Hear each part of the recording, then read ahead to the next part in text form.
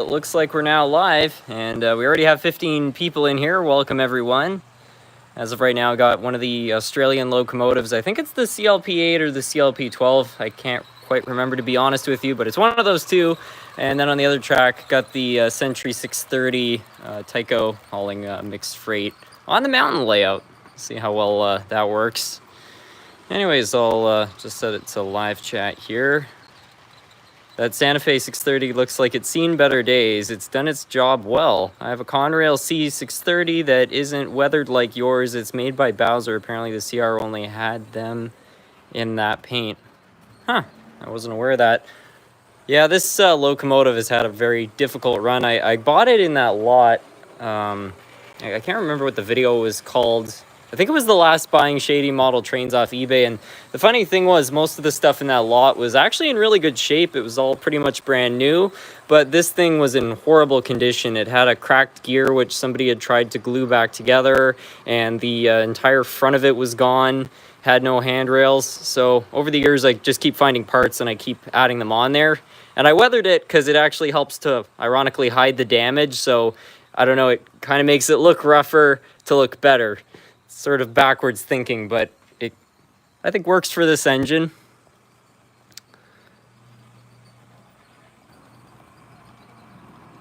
Evening, Harrison. What's new? What's new? Well, in the last video, I finished raising the layout. Some of you who watched some of the older live streams would have seen that in its early days when I had it on a few blocks, so I'm glad to have that done. As for other things, I've been working on prepping the video to build a train simulator, which is going to work on the layout. I'm really excited about that. I'm going to probably try getting to work on that video tomorrow. So, yeah. Is there going to be any changes to the layout this year? I think that there will. I think it's time to rebuild this freight yard.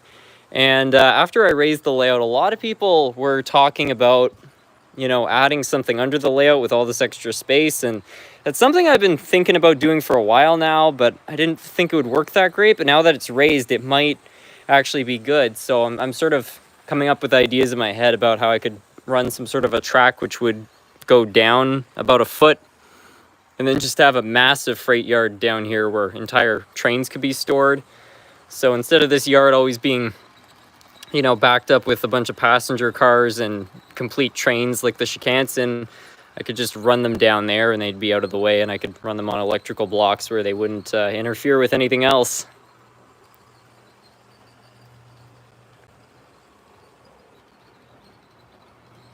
Can you show us the mall? Yeah, not much has not much has changed on it, but here it is.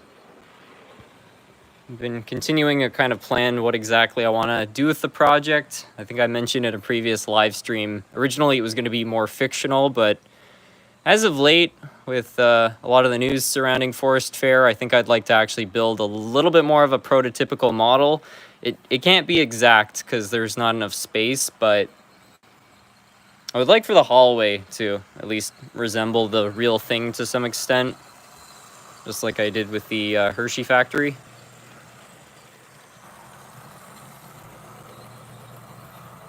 Is it possible that layout could have a train table? Well, I'm not sure if you're talking about a train table or a turntable. A turntable would be cool. I don't know where I'd put it, but this layout does have a train table. This guy named Mike from Florida builds these custom models, and a few years ago he very generously sent this one in called the SMT Train Club, and you can see there actually is a miniature HO or O scale layout here on the layout. So it's probably the coolest building on my layout. I mean, some of them have a bit of interior detail, but I mean, there's just so much going on here. A lot of references to the channel too. You'll notice that there's a railroad crossing signal and a Canadian and American flag. If you look around here, you can see the similarities. Have you ever thought about making a street running section? Yeah, sort of. I mean, that was kind of the intention with the trolley track. I don't know how I would do this, but at one point I was really hoping I could actually run the streetcar track all the way down here and then have it connect onto the freight yard. That way I could actually run trains up and down. The only way I think I could do such a thing at this point would be to, I guess, maybe add a switch onto this curve, which would come down here, and then add another switch on this curve, and then connect it as a very small oval. It'd be tricky. It would definitely only be for trolleys and locomotives with really short wheelbases.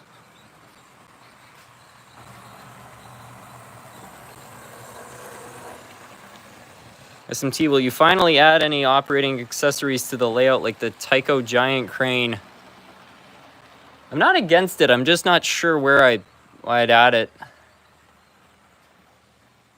I suppose I could add it to the like freight yard if I ever get that done.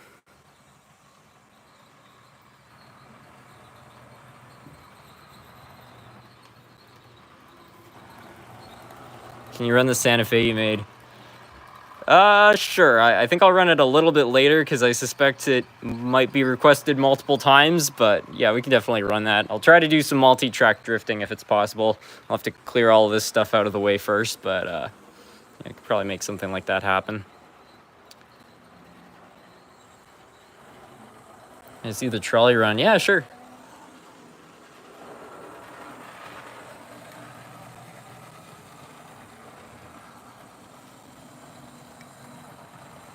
Will you ever do a train room tour? Maybe so. I think I'd probably be more inclined to do a tour of the layout specifically. There's definitely going to be some tours by track, that's for sure.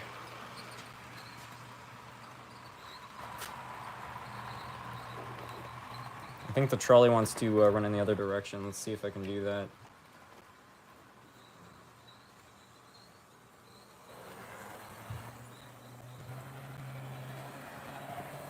This might prove to be a bad idea, but I'm going to try to run it on the same track as the other train is operating in the opposite direction.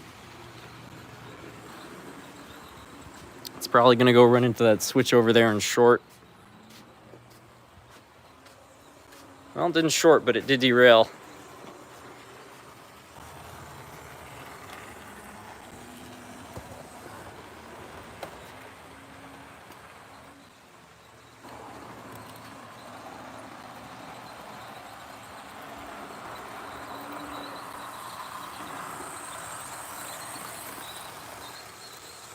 Hey SMT, how much of the basement could you actually expand or build into? This is pretty much the limit. I can't go too much further with it. I mean, obviously the layout the space under the layout is up for grabs, so I could still build some stuff down there, but I mean, this whole operation takes up a lot of room, and this is not my house, it's my parents' place, so, you know, it's already very generous of them to let me use the amount of space I do, so I really don't want to, you know, infringe on that anymore. SMT, I have a tender-driven HO scale locomotive and it's having problems. I'm trying to fix it. Do you have any ideas on how to repair it? Okay, so a tender-driven HO locomotive. There are some different brands that made tender-driven locomotives, but I think probably the most common, at least in North America, is Tyco, which means it has a power torque. So assuming it does, I would, first of all, give the wheels a really good cleaning, but I would also just go through the drive and re-lubricate stuff. I find a lot of those Tyco drives, because they've got the open gears, the oil tends to dry out pretty quick, and they also tend to draw a lot of dust and hair in. But obviously, it's kind of hard to diagnose a problem without seeing it. Like, if the lights are coming on and you hear humming, you know the motor's getting power. If you don't hear any humming, the motor's probably not getting power, in which case you might just have a broken wire or something along those lines. Can you show us your least favorite locomotive with your least favorite consist? Least favorite? I don't know if I have a least favorite locomotive. I've definitely got some drive systems, which I'm not a big fan of, but if there was a locomotive I truly hated, I don't think I'd have it anymore.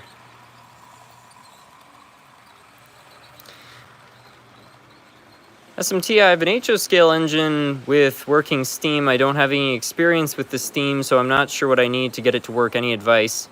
Okay, so if you have a locomotive with a smoking feature, You're gonna need to get yourself some smoke fluid. Here's some I have from Lionel, but there are some other brands which I've heard from other people are a little bit better. I think there's one called Super Smoke or something like that. So you're gonna need some smoke fluid, and some locomotives also have a switch to disable the unit. So you might have to look. Some of them, like a lot of the older Bachmans, it's just on 100% of the time. But on some of the newer Bachmann engines and some other brands, there's a little switch usually in the cab, and you have to flick it to get it to work. Or if it's DCC, you might actually have to press a certain button. Hey SMT, when you were a kid, would you want to have a layout that goes around a room or basement? Yeah, I mean, it's a really smart design. It definitely mimics a real railroad a little bit more. I think when you have something longer, like something that follows the wall. I mean, I'm very happy with this layout. I think it's exactly what I want. But yeah, if you've got the space for that, why not?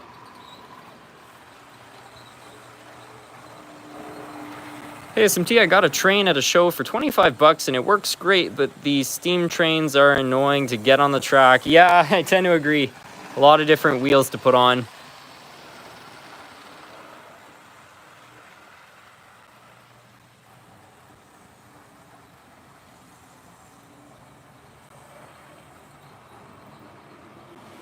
Hey SMT, I've been collecting Tyco, but I'm trying to decide if I should get more Tyco stuff or Mark's O-Gauge, a train set for the same price. Well, I haven't worked with a crazy amount of Mark's O-Gauge. I feel like it's pretty simple stuff. I had a couple of Mark's O-Gauge engines and they were fine. I don't love the looks of them as much, but if you're looking for reliability, they probably would be better than the Tycos.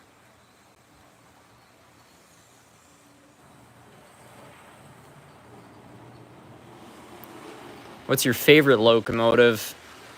I think it's got to be the Hiawatha. I mean, the model is very sentimental, but just as an engine too is quite magnificent with, you know, the speed records that it broke in the United States.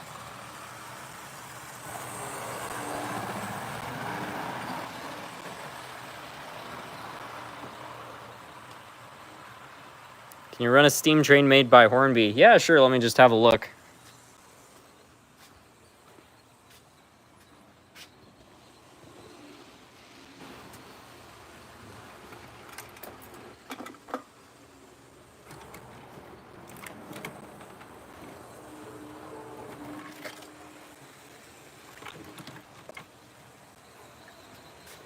So here we got Dominion of Canada. Let's see if I can throw that on. Do you have any O-Gauge trains? I've got a couple. I've got a, I think it's a Pacific, and I've also got a P32, which you can see right there on that shelf. It's right there. I don't have my controller wired up, so I can't run it at the moment, but I'll have to get that operating again. I actually ordered another O-scale locomotive off eBay too, so there's definitely going to be some more O-scale content.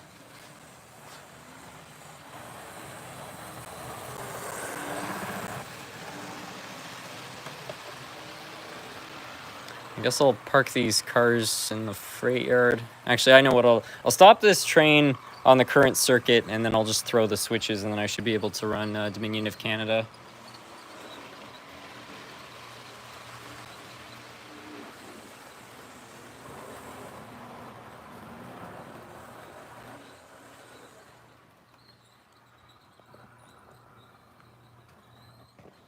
Gotta admit, as much as Tyco never really made the most reliable locomotives, despite how bad this thing is, it actually has been running half decent.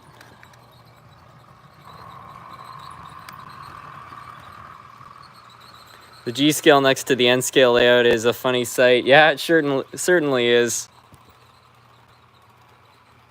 Do you have the unstoppable locomotives? Yep.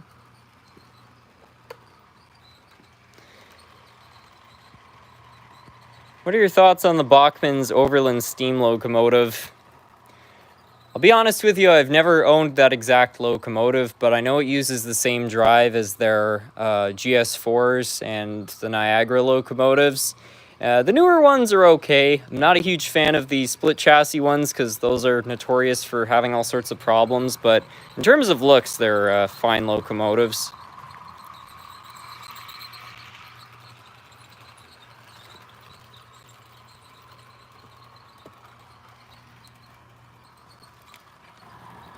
What are your opinions on the new Canadian Pacific Kansas City paint scheme? I think it's not that bad. It kind of looks like AWVR 767. I noticed that too. It's kind of funny. It looks okay in my opinion. I think it's a little bit minimalist. I think if they added a bit more detail, it would look better, but it's not horrible, that's for sure. What are your favorite budget locomotives for N-scale? If you can find used Kato locomotives, I think those are pretty good. I'm not as knowledgeable on the N-scale stuff, but I've heard a lot of good things about Atlas, the old Atlas engines. Almost got the layout done, looking for a controller like yours. Any hints where I can get one? I just bought mine off eBay, but the MRC 9500 series are not too hard to find. I've seen some at train shops, I've seen some at train shows, and there's probably about 1 million of them online. The question is just how much you want to pay. I overpaid for mine. I think I paid like $150 for it because it was in mint condition, but a used one usually goes for about 30 to 50 bucks, and honestly, considering how good they are, I don't think you're gonna have any problems with it. Anyways, let's see if we can get Dominion of Canada going here. Looks like got a super chat. Thank you, Sean H.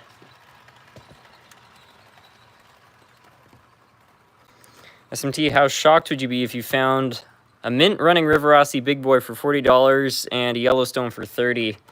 I'd be quite surprised. That'd be an amazing deal. I find the River Rossi Big Boys kind of at minimum these days go for like $150, at least in Canadian money. So yeah, if you can find one for cheaper than that, that's actually in working order. It's pretty impressive.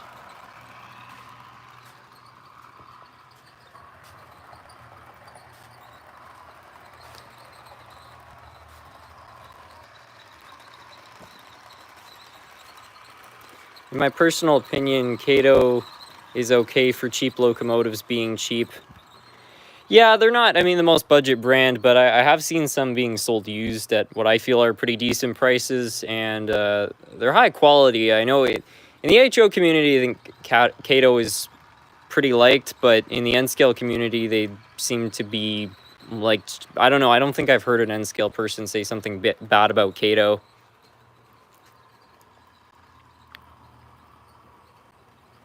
Atlas is all I run on my N-gauge layout, and I've had that layout for 30 years. Well, there you go. I guess they are good.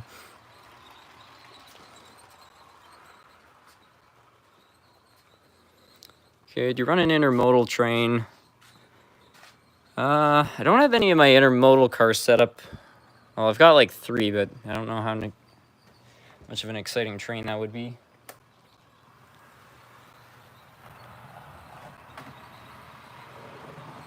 What's your favorite brand of locomotive other than Athearn? I think second would probably be Kato or Atlas. They're both very good brands.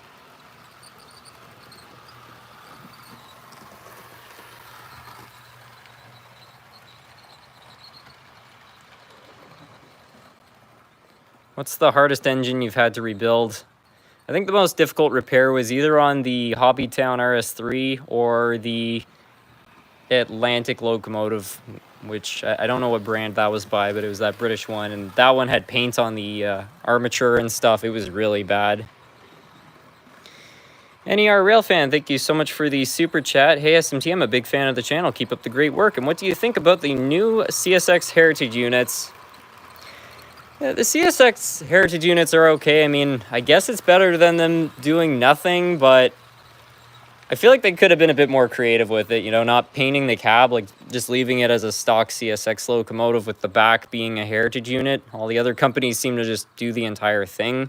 Like, I think if they really wanted to keep their branding on it, what they could have done is maybe tried to just incorporate the CSX logo, but with the colors of whatever, you know, railroad they were trying to mimic.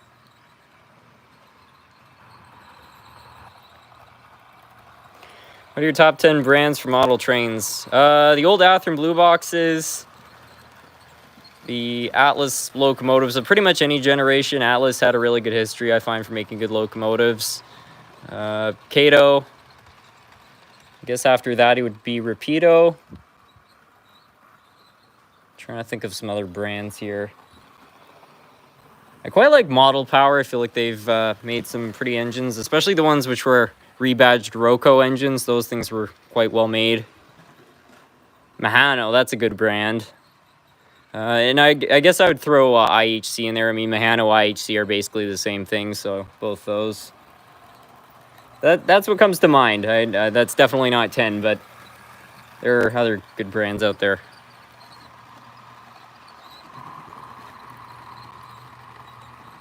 You should buy or see some Furteshi trains. They're really cool. Well, I bought a Furteshi V8, which I plan to open on a future unboxing video. So, yeah, I'm pretty excited about that one. That's a really quirky locomotive. I want you to make a Hershey factory. Thank you. Well, you're in luck. Here it is.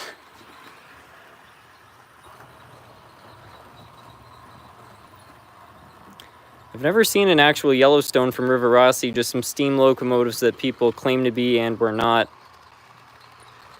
Yeah, I'm not sure.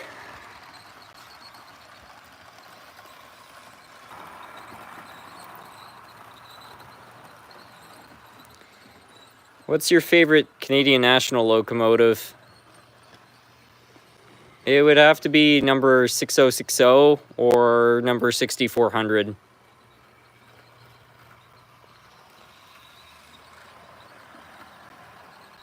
Could you run a BNSF locomotive? Yeah, sure.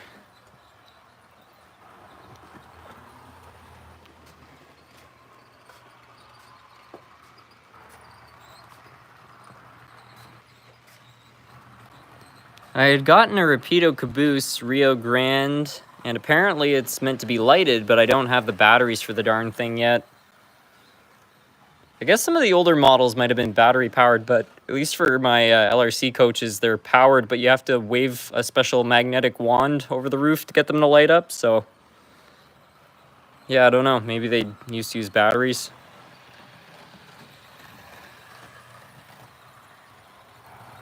Have you ever heard of Florida East Coast? That's what runs in the rail here in Vero Beach, and all of the locomotives just got brand new paint. It's beautiful. Yeah, I have heard of the FEC.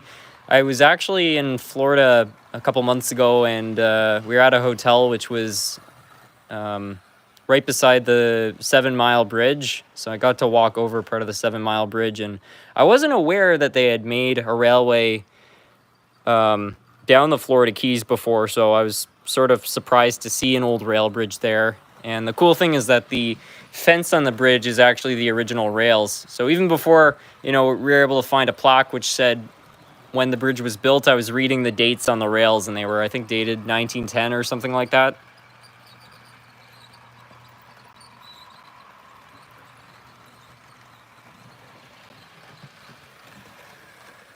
From what I know, the thing has a wand, but rather than the track, it's powered by 2 watch batteries. Huh. Do you have a Tyco Midnight Special? And if you do, could you please run it? Yeah, I think I could make that happen. Let me just get the CSX locomotive going first here.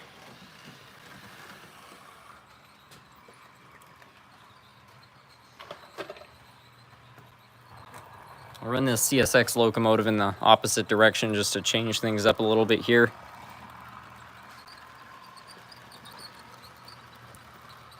SMT, if you could, you should run a train with a GoPro. It'd be cool. Well, I don't want to spoil it too much, but I've got something a little bit more elaborate in mind. Should be out soon.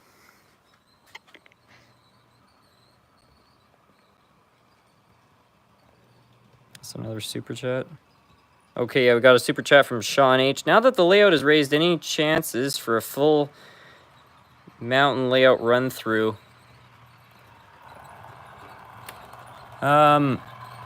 Well, I was running some trains through the mountain layout. If you're talking about building something under the layout, yeah, that's definitely being considered at the moment.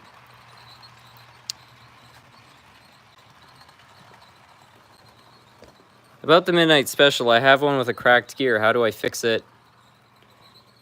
You could try to glue it back together, but honestly, I think the best solution would be just to find another gear. The good news is that the Tyco Power Torques are a very common drive, so you can either find a parts unit or you could probably even order one off eBay. Like, they're pretty readily available in terms of used parts.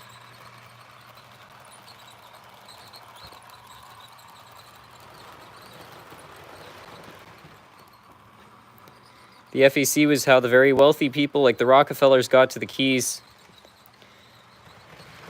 Yeah, well, I was reading up on the history too. I guess Mr. Flagler, who was, behind Florida East Coast Railroad and, was the one who spearheaded the project, his idea was that once the Panama Canal was opened up, the Florida Keys were going to become a major, transit destination. And he thought, if I have the only railroad which goes out that way, I'll basically have a monopoly on the entire market. I don't think it really ended up working out that way, but it's still an incredible story. And I mean, just seeing this rail bridge, like, it looks like something out of a movie. It just goes on and on and on. And the fact that they were building this, back in the early 1900s, it's just incredible with, like, how much simpler the technology would have been that they were able to create such a thing.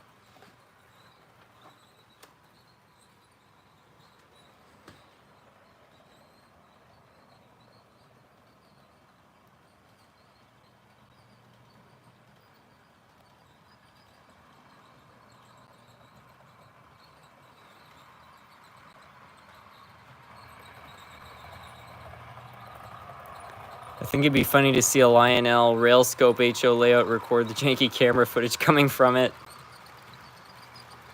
SMT, does Canadian Pacific Rail still exist?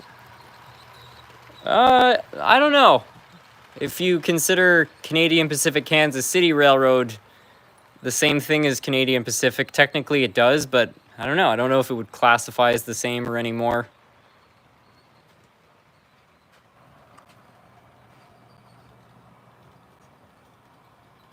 Hello, Harry. I think the blue boxes are super reliable. Try an O-gauge Marks number 666.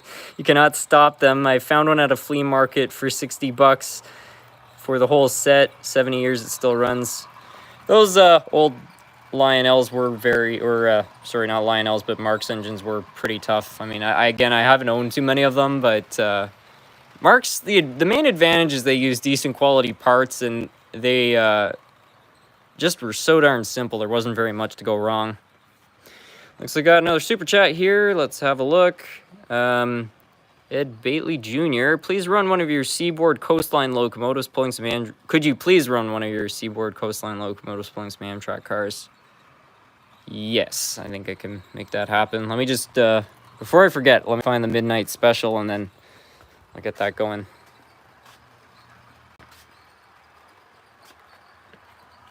Have you seen NS Modeler 24's huge layout?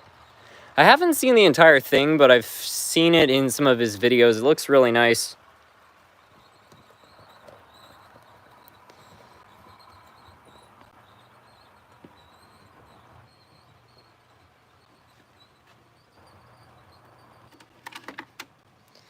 Alright, so there's a Seaboard Coastline. Let's see if I can find the Midnight Special now.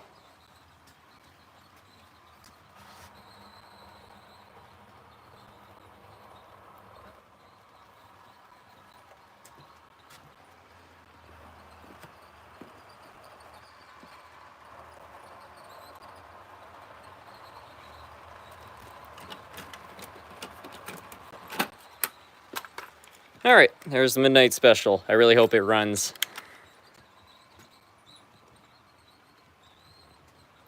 My uncle and I made an HO layout where we have a small switcher diesel. Sorry, the comment's just rolling past me here. Small switcher diesel that's giving up the ghost. Any ideas on how to fix it? Well, without knowing the brand or what exactly is going on, it's hard to say, but I would just take care of the basic things, clean the wheels. If you can, take apart the gearbox and clean it out and add some fresh oil. If that's a bit too daunting, just throw some fresh oil in there so at least there's something flowing. And clean the commutator out. And if you do all those things, I suspect you'll at least see slightly better results. My general rule for fixing anything is just try to make it how you'd imagine it came from the factory. So if you see a contact, when it came from the factory, it was probably all nice and shiny, make it that way again, and you might have nice results. SMT, I have an old steam train that eats all the power in my layout, and it gains speed very slowly. It takes less than 7 minutes to get to full speed. Do you think something's wrong? Yeah, that kind of sounds like it's a commutator issue, so I'd clean the commutator on it. If it's drawing a lot of power, that means the current draw is high, so it's just not running very efficiently, and I find the commutator is usually the main problem. But I'd also throw some fresh oil in there. You know, what could be happening is as the motor heats up, it could also be heating up the oil in the gearbox, and maybe that's why it starts to run a little bit better after a certain amount of time. But yeah, do some cleaning, throw some oil in it, and I bet you'll see some nice results. Anyways, I think I'll run the BNSF train down here, take the locomotive off, get the Amtrak cars out, and run what's been requested here.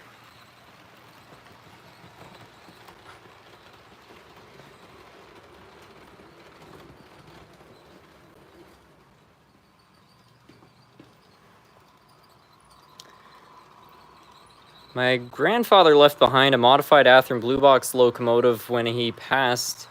How do I convert it to DCC? It runs really, really well, and I want it to run on my club in honor of him.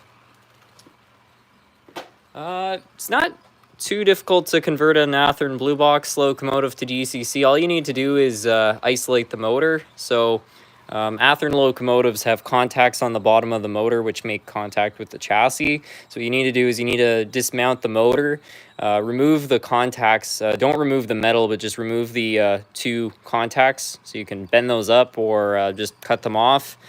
And then put a piece of electrical tape on the bottom just to make sure the motor doesn't make contact. And then you just solder 2 wires to both of the metal pieces on the motor. Do it in the middle where there isn't any plastic. And then you connect 1 wire to the frame, which could be the light post. And where's the other wire go? Sorry, I'm just trying to remember how to do this in my head. 1 wire goes to the frame. Let me get a train going and then I'll open one up so I can show you what exactly I'm talking about here.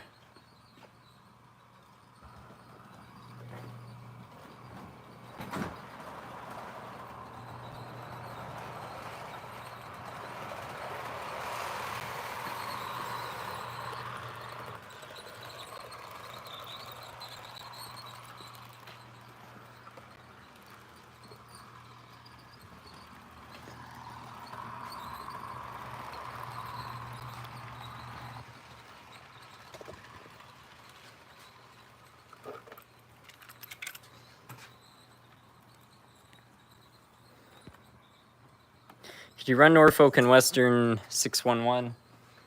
I would, but I don't have it in my collection.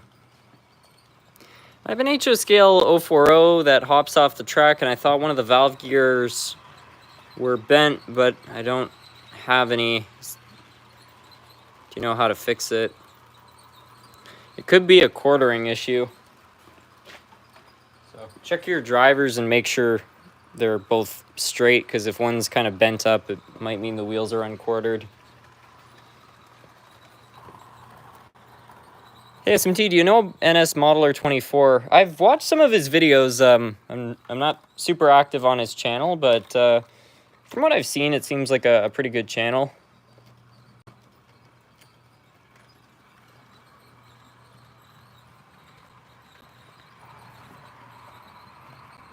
Hey SMT, we just watched your repair video on the Golden Eagle, but the motor is bad.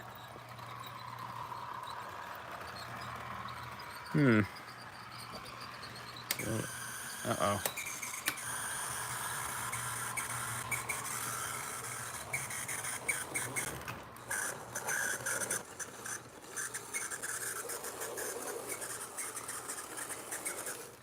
Speaking of power torques with problems, that's not so good.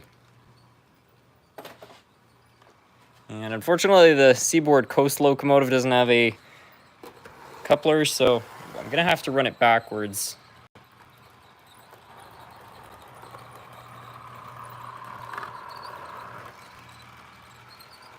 There we go, that should be fine.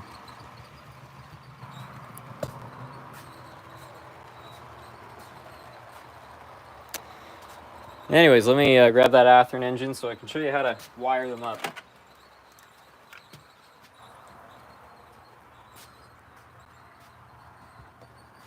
So here's a DCC equipped Athearn blue box. This is one of the earlier models too, so it should be a little bit easier if you're working on one that's slightly newer. But yeah, so what you do, you lift off the motor, isolate the bottom here, remove the two tabs, solder a wire to the middle here. So you see how this wire, it's not soldered over here, it's soldered right here. So that's important so you don't overheat the plastic. And then what you do is the two wires which go to the wheels, you connect one to both of these two tabs. So you can see this is the same wire. And then the other one has to connect to a ground somewhere on the locomotive. So one option is you can run a wire up to the light post. So this power is opposite to what you're getting out of the trucks here. I don't know how they wired this one in particular up.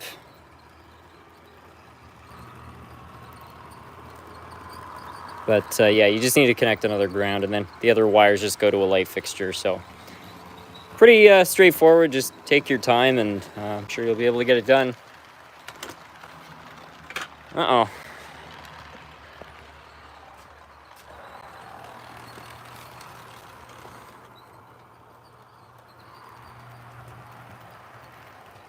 How many DCC locomotives do you have? I think somewhere between 30 and 40.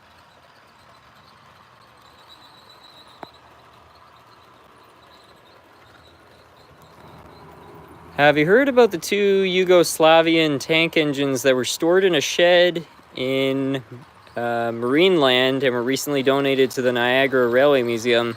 Yes, I have heard of those. My friend Nick was sending me pictures of them being taken out of storage. Hopefully they can be restored to steam.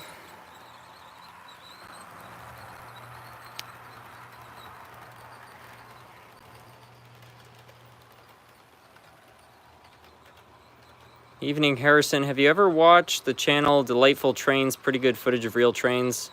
I can't say I've seen that channel.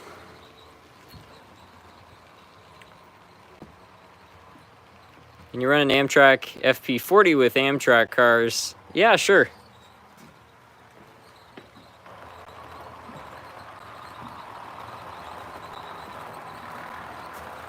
I don't understand why this one car seems to keep getting thrown off the track. That's kind of strange. Let's see if I can find one of the Amtrak engines. I thought there was one here. Good locomotive. It doesn't have a coupler though. That's certainly not the only one. I think I've got a lifelike one. That would be good. There we go.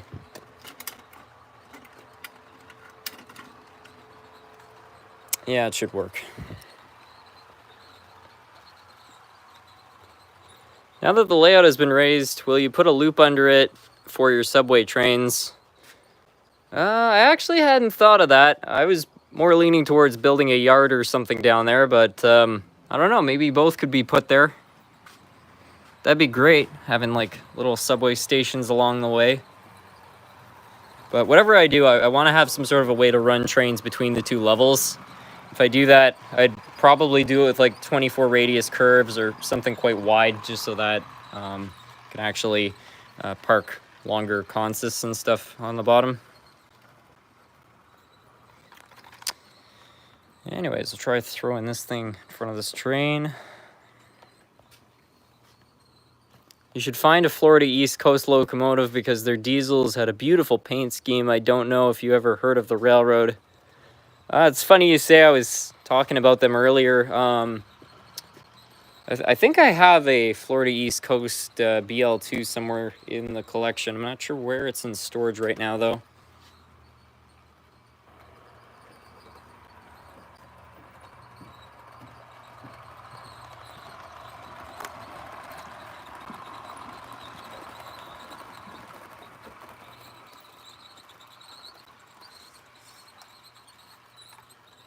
Run the Blue Goose. Okay, I'll try to get this one going first.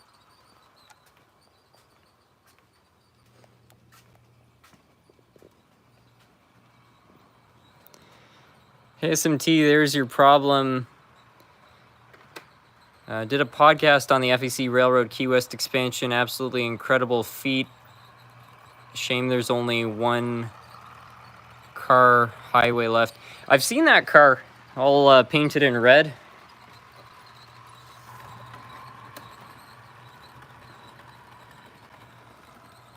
Well, the Amtrak engine's not starting. I wonder if I can just try to push the train from here.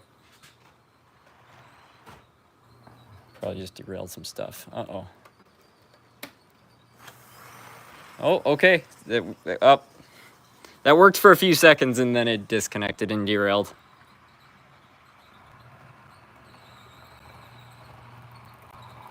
Harrison, which country do you want to visit if it was train related for the right reasons? England or Germany? Pick one, and I would pick... If I were to pick one, I would pick England for the Duchess of Hamilton.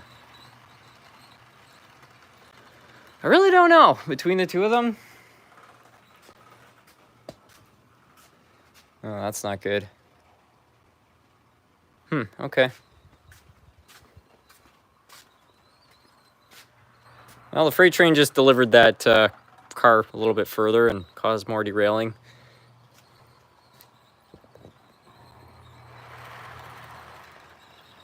Have you ever heard of the Yugo? It's a car. Yeah, I've heard of the Yugo. They're kind of cool cars. I mean, certainly wouldn't want to rely on one as a daily driver, but I remember hearing a story. I think it was one of my dad's friends. He actually had a Yugo, and what happened was there was a Cadillac dealership in Ottawa, and they had somehow gotten a whole shipment of Yugos, and nobody wanted to buy them. So what this dealership did is if you bought a Cadillac, you'd get a free Yugo with it. So my dad's friend's parents, I guess they ended up buying a Cadillac and they got the free Yugo, and he was turning 16 at the time. So they're like, all right, son, here you go. Here's your sweet 16 ride. And I think the car ended up lasting about 2 years before something failed catastrophically.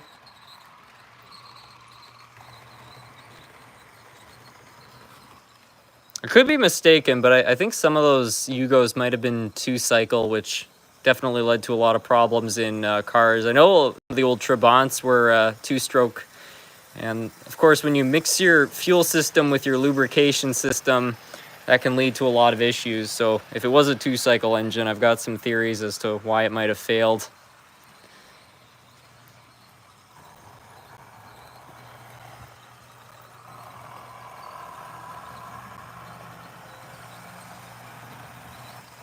Harrison, are you close to hitting another milestone with your subscribers? I gotta say, it's very impressive. I don't know why it's happening, but I'm glad it's good for you.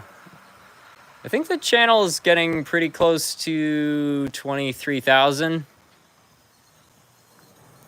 But, you know, every time it crosses another milestone, I mean, I never thought this channel would really hit 1,000 subscribers, let alone 10,000. I mean, I was already thrilled with that. So the fact that it's gotten as far as it has is quite miraculous to me. And I'm very grateful for it. I mean, I don't know. I just, I never really thought it would go this far.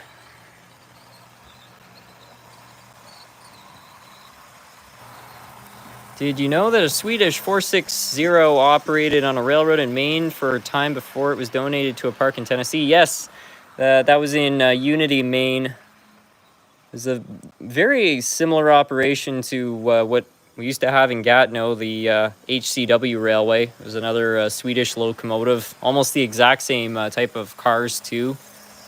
A lot of people said they came over on the same boat. I don't think that that's true, but it was definitely around the same time.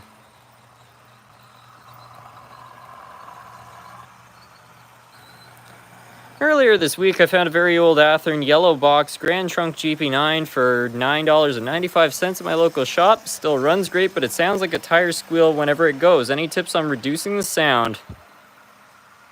I would just throw some oil in it. If it's making a squealing noise, yeah, it's probably a lubrication issue. get the bearings on the motor, oil the worm gears. Anything with moving parts except the commutator, I throw some oil on there, and I think you'll find it will go away.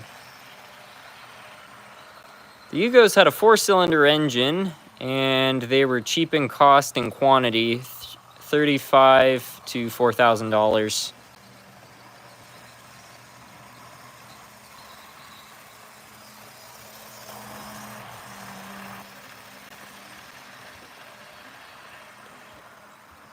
Well deserved. The repair videos are inspiring. I especially love the vintage rare locomotives people send in. Well, I appreciate that. I do put some effort into it, but again, I don't know. Especially just since the channel is such a niche. Like, you know, model railroading, there's definitely people in it, but doing model railroading videos about working on old locomotives, like, it's sort of like a niche of a niche. So, yeah, I didn't even know if there was enough audience at the time to even have a 10,000 subscriber channel. So, very, very happy it's gone as far as it has.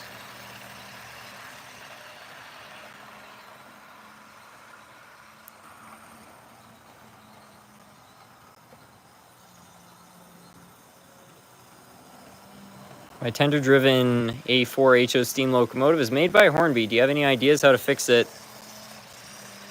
I've never worked on one before.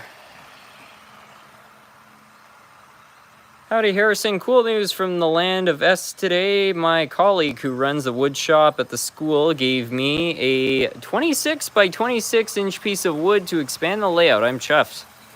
Yeah, that's terrific.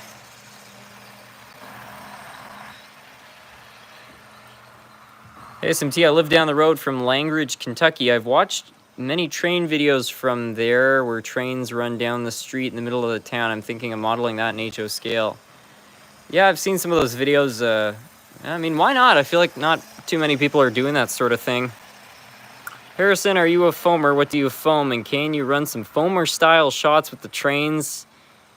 Adding some fake yelling or hollering for effect. I'll leave that to the Penn Central guy, but I don't know. I feel like I'm a foamer in the academic sense. I really do love rail fanning and stuff. The problem is, in the Ottawa-Gatineau area, there's not a whole lot to really see in terms of trains. Like, the Quebec and Gatineau Railway has one train a week delivering stuff to a mill, and that's it. And then in Ottawa, the Walkley Yards, there's, I think, one train a week there, too. We have a little bit of via service, but that's about it. So if you want to see, like, real freight trains, really the only place to go is Smith Falls. But that's fine. I love Smith Falls for one or two reasons.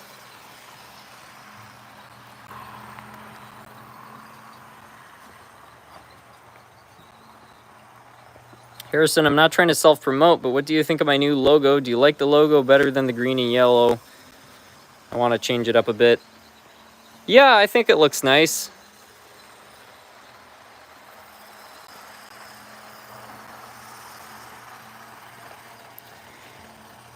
In early March or April, I went to a regular Goodwill hunting at one of my local ones, and there was a warehouse Goodwill, but this one was the best, where I found a vintage. Okay, I guess there's a second part to that comment.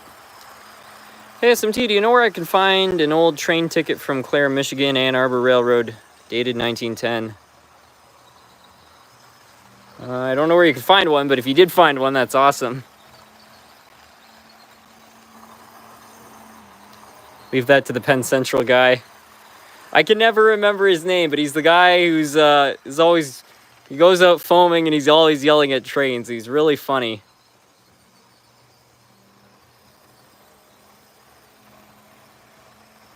See if I can find his channel. He did some video recently where some fire trucks went by. I'm sure someone in the community knows what I'm talking about.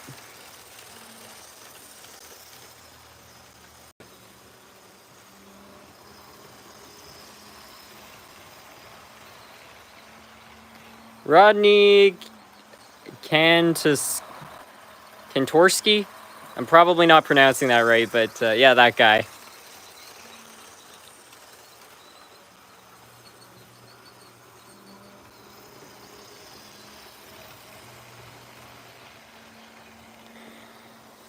Hey, SMT, is the Hershey factory currently hooked up to the layout by track? If so, can you send trains through there, at least one? Yeah, sure. Let me just check the line, because there's probably some stuff in the way. See if there's cars back there. I think I know who you're talking about.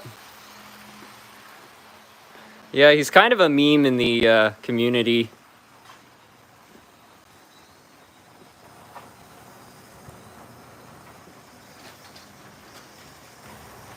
Let's tidy this up a little bit.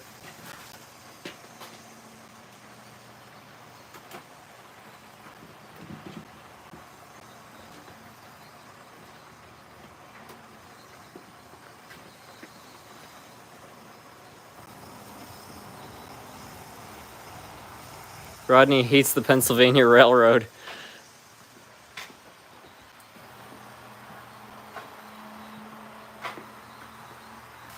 When was the last time you ran the B class?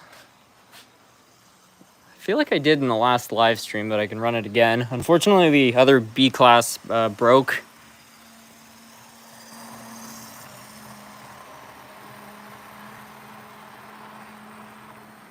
SMT, would you do a collaboration with Resident Train Guy?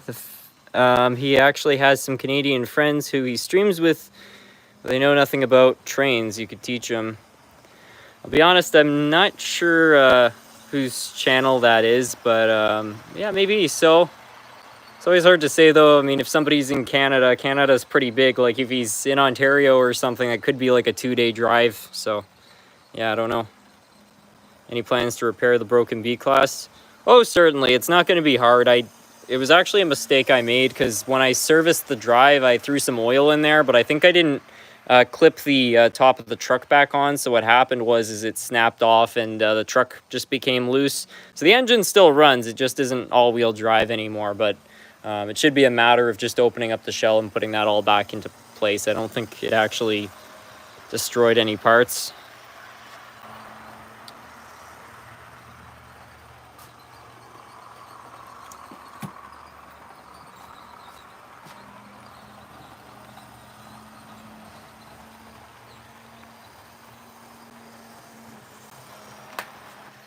Run 777 at the Hershey factory. I think what I'm going to do is move those cars onto the main line, put them in the yard. I'll leave this running, but I'll put this switcher locomotive on, and I'll try to connect that up to my wireless throttle. That way I can actually just walk down there.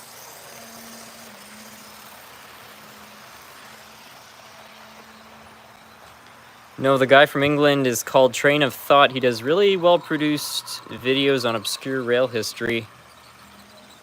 Huh, I'll have to check out his channel. SMT, is it possible to add DCC to an 80s Bachmann engine? I might have some awful ideas. Well, it depends on the engine. Trying to convert a split chassis to DCC might be a little bit challenging, but if it's one of those regular pancake diesels, yeah, that should be pretty easy.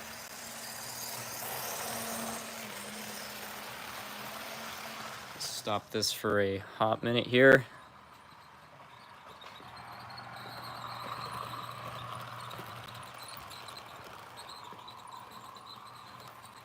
Harrison, have you seen the videos of bad and questionable paint jobs? Yeah, I've seen some of those. I've also been watching the videos from, I think the channel's called V12, about how people keep vandalizing CSX locomotives and painting the noses of railroads that the locomotives used to be part of. So somebody did one with a Chessie paint scheme. Recently there was another one just done. Those weren't poorly done, though. I mean, I don't condone vandalism, but somebody definitely knew what they were doing with them.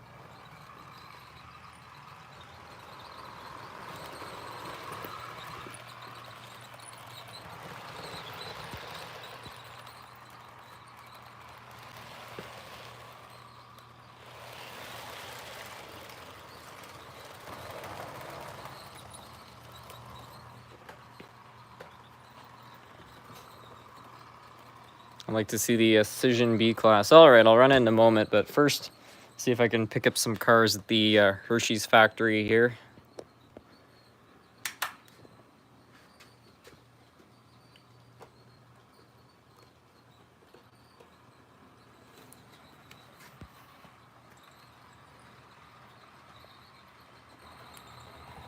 If you have the time, can you run a cab forward? Yeah.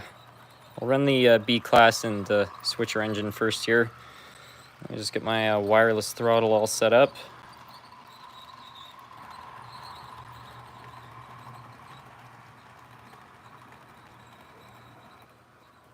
Gonna do some drifting. I'll probably drift a locomotive at the end of the stream. I think that would be nice.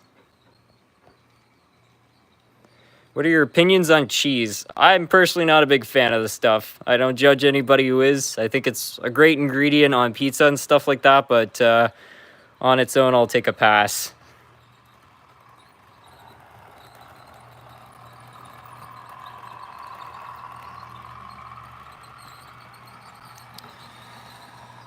Okay, I don't know what number this engine is. 7944. I don't think I have that. Oh, I do have it programmed. Okay, let's see if this works. Nope. Nothing. Why isn't that working?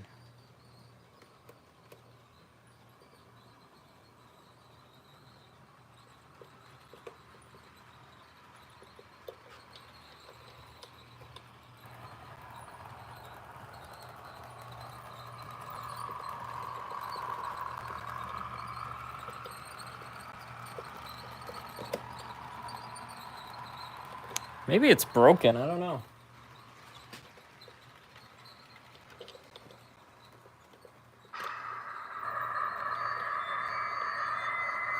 Alright, I guess that's fine.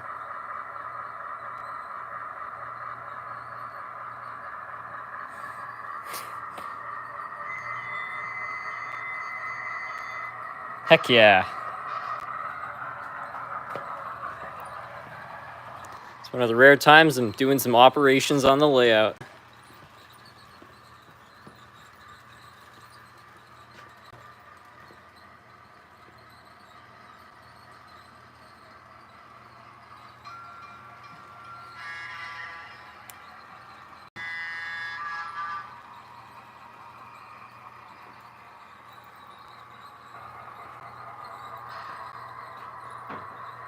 Harrison, I think you should have some kind of celebration of 10 years on YouTube. That's what I'm planning to do. Doing it with your own version. Are you interested in doing something along those lines? Yeah, I don't see why not.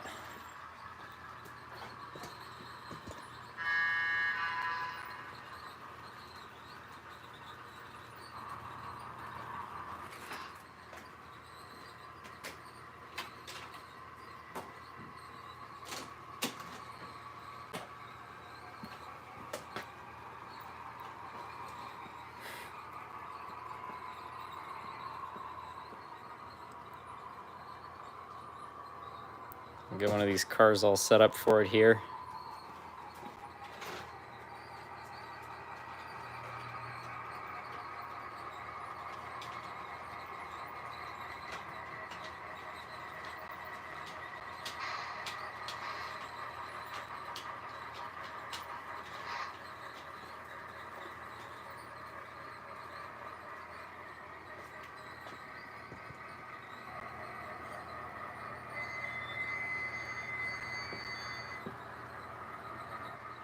Do a live stream fixing a train. I should do another one of those. This is a treat, switching the Hershey factory on stream, yeah. Uh-oh.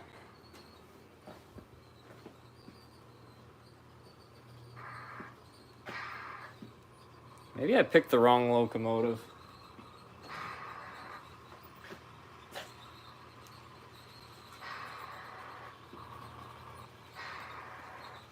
Yeah, I think it doesn't like the brass track. Let me find my Bachmann RS3. I bet this will work a little bit better.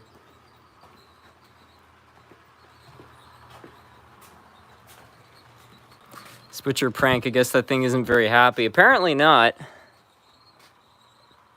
It also doesn't have the greatest wheelbase, so maybe something like this would work a little better. Will definitely run faster, that's for sure.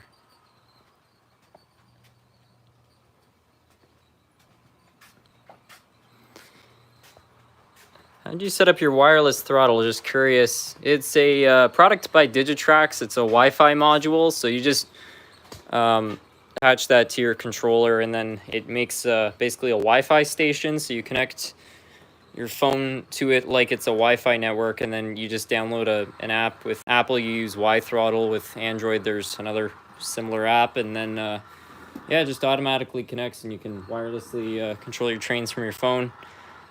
It's a pretty nice feature. I don't find myself using it super often, but for stuff like this where, you know, you have to be really far away from your controller, it can be very nice.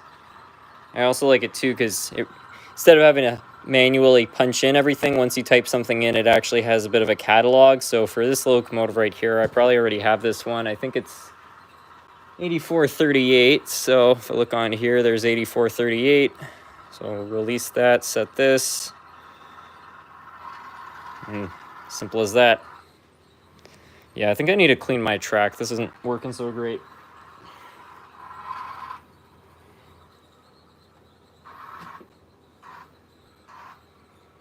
It's trying.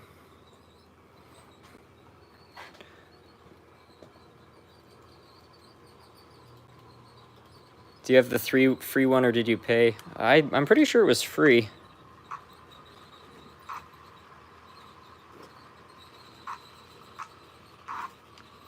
Wow, this is really not working well.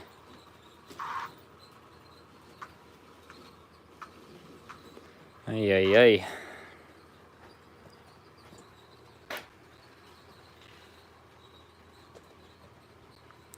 What are your opinions on Bachmann's Easy Track sets and pieces?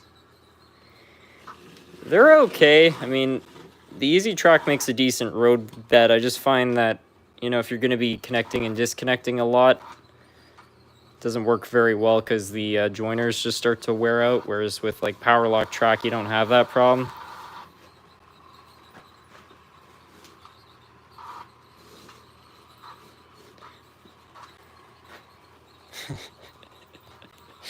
Hold on a moment here. Let me see if I can fix this.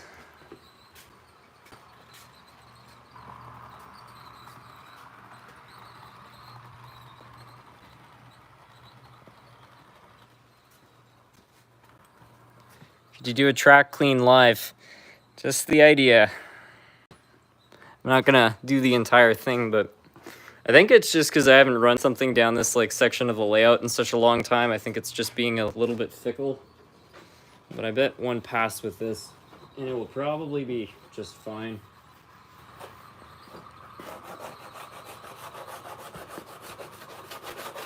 Yeah, I can already see the shininess coming on. That one guy that show up late for work at Hershey's factory is going to be like, why is there a caboose and a double-stacked well car on the roof? Yeah.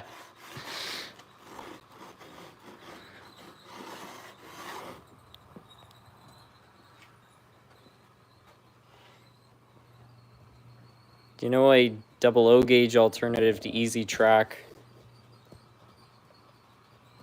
Well, I don't think Bachmann actually does make double O gauge. I think it's all just HO. So you could probably use like Power Lock or Kato Unitrack. That would probably work too. I mean, just as long as it's code 100, I'm sure it'd be fine.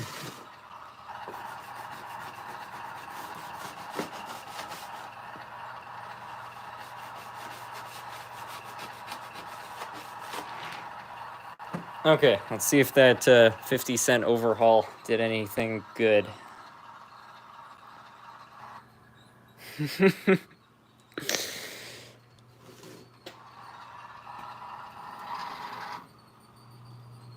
wonder if there's an actual disconnect or something.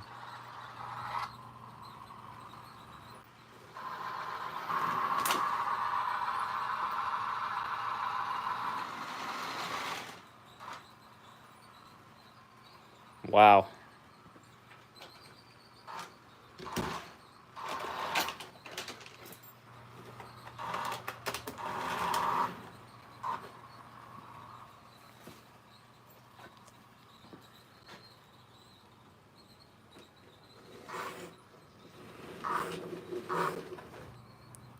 Let's give it all the power. I think it's the power to the track. Yeah, because I I feel like it wouldn't be so intermittent if that was the problem. Yeah, because it's fine after that one section.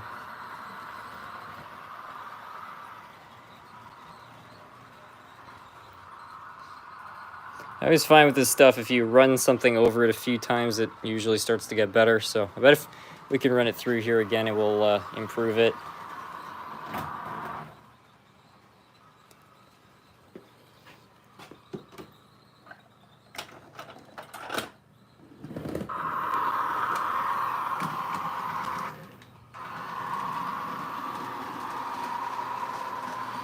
Whoops.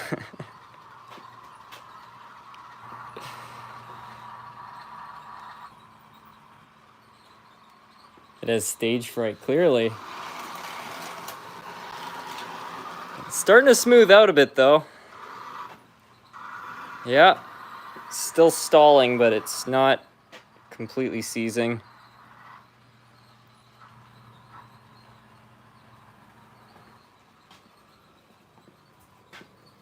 I don't know. Clearly gonna have to do some electrical work down here.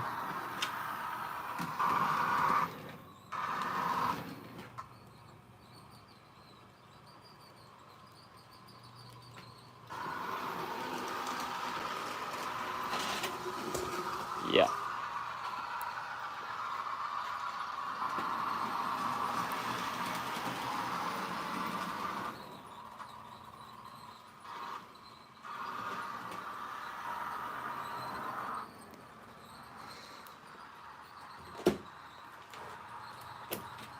I think the problem is right here.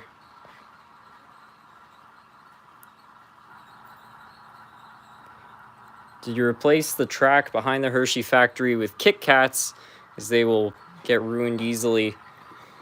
It sure seems like it. See if one more pass with the old track brake can fix this up.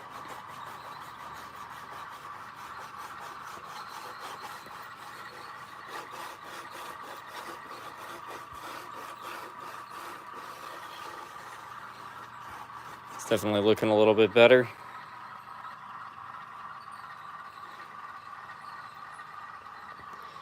Harrison, the nights that you have are mannequins by the arrow crossing. Are they for Halloween? I'm not sure where. Yeah, those are a couple Halloween decorations. Put those out front every year. It's a lot of fun.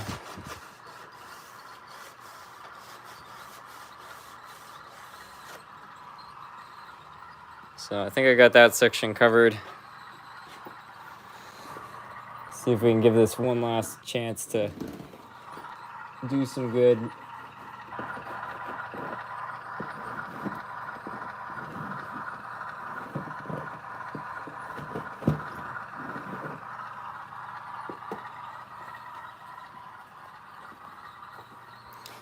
All right, 3 times the charm.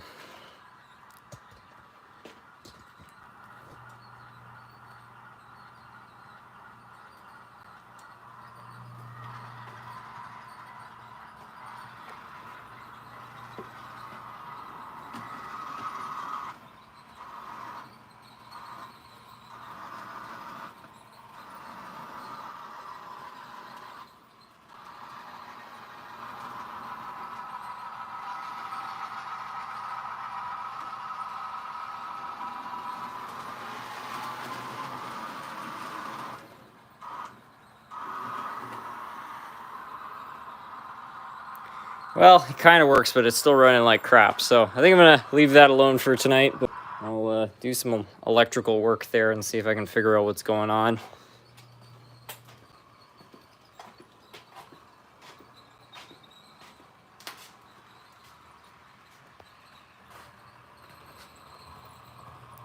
Timmerman, Harrison, are you doing okay tonight?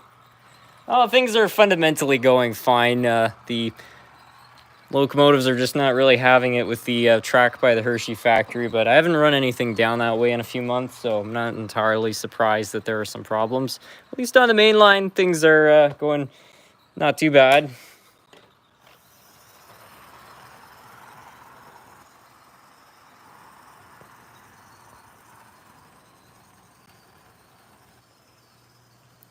I think you should test the siding by running the Acela really fast through it. Well, that right there is a top-notch idea. That would fix it for sure.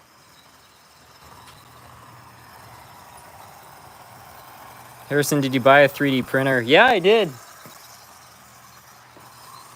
I bought this a couple months ago, and just this week I actually started printing for the first time.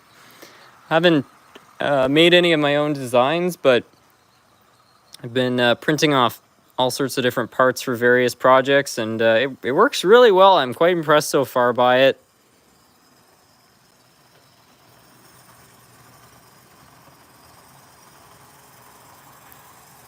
Did you get your 100K subscriber plaque about 2 years ago? I got it in December.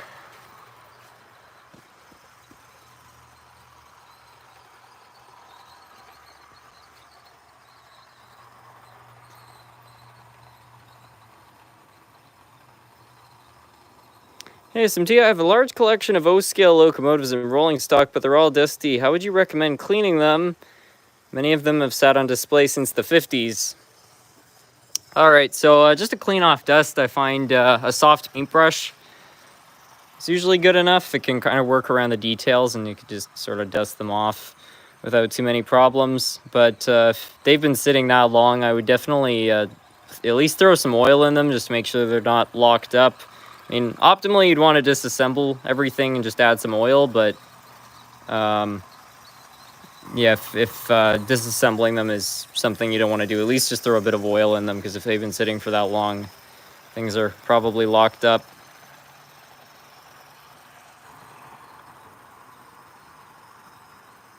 Still an elite display no matter how many times I look at it. Well, I appreciate that.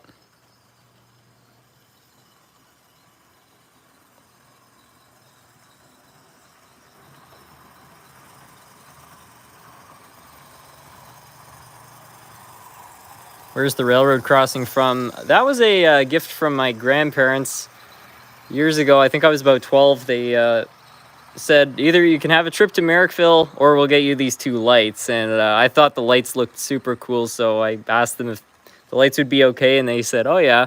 So I thought I was just getting those two lamps, but what I didn't know was after they bought them, they decided to go ahead and build the rest of the crossing and stuff. It's really just such a generous gift, and I think it just looks fantastic down here.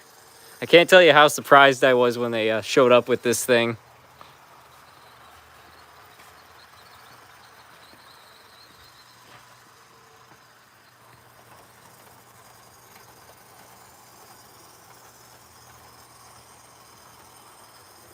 I have a Thingsverse page with some 3D prints, some parts that might be useful. Well, that's good to know. That's so far where I've been getting some of the things I've printed. I've just been going on Thingsverse. I don't know if anybody has a print for this, but I've been looking for a boiler cap for the Bachmann GS4 locomotives.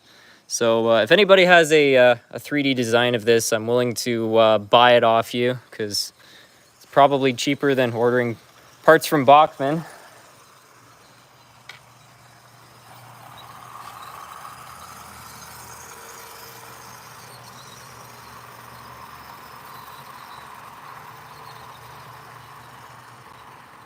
Is that a new layout over there? Yes, there's going to be some major projects in the coming months. Well, one of them is actually going to Canadian Behavior, who's in here right now. So he and his girlfriend are looking to build a layout, but they wanted me to do the designing for all the track and actually put down the track, and then they're going to do all the cosmetic stuff like the buildings and things like that. So there's going to be a video of possibly designing this and definitely laying out the track and whatnot. And then beside that, my friend Matthew, I asked him if I could build a layout for his son, and he said yes. So there's going to be a series on building a compact layout. And then with this last piece of foam, I'm going to be doing a series on how to build an ultra compact layout. So there's going to be 3 different videos in the works over the next few months. And then sometime after that, I want to get working on building a budget layout, which I don't actually have a home for that to go to. I don't know who that's going to be headed to once I'm done with it, but that's going to be fun as well.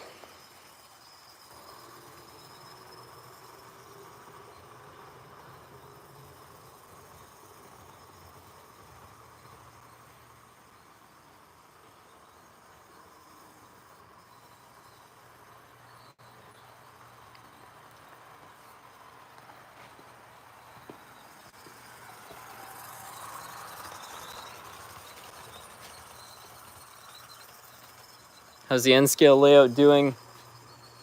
It's pretty much the same as it was since Christmas. Still have some things I want to add on to it. I'm not really sure where I want to head with it. It's definitely looking the best it ever has. New controller might be in the works for that. That'd be a nice thing.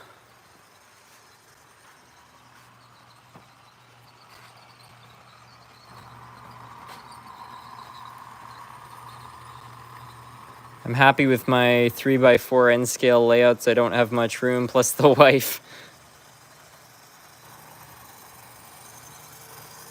What kind of table would you recommend for someone creating their first layout?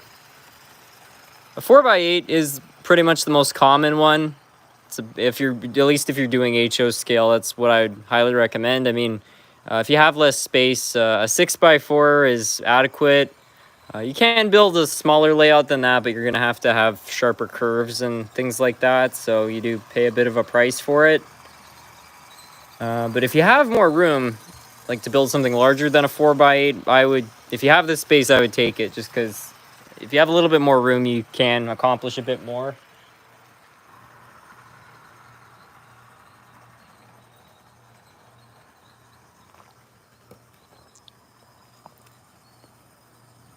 SMT, can you please run the NR class with a P42 Amtrak train? I don't think they'd be very well speed matched, but I can definitely run the NR class. Harrison, to be honest, I'm kind of jealous that you got as many subs as you did, but I'm glad you got the play button. Do you remember what year you got it? That's all I want to know. I got the play button last year. I think, I don't know, the channel hit 100,000 in November, and then it took about a month, I think, to actually get the button, so. It sat in storage for a little while, though, because I wanted to film the whole unboxing. I still haven't put that in any videos, but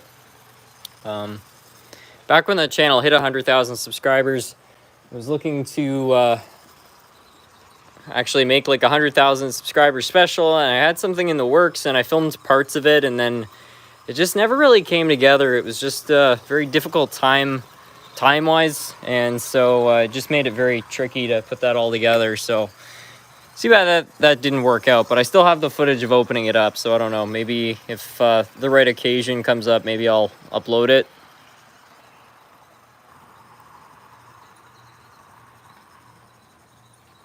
When will you fix the John Deere F7 locomotive? I don't know, probably soon. I don't think that will be a terribly complicated project, which is the good news.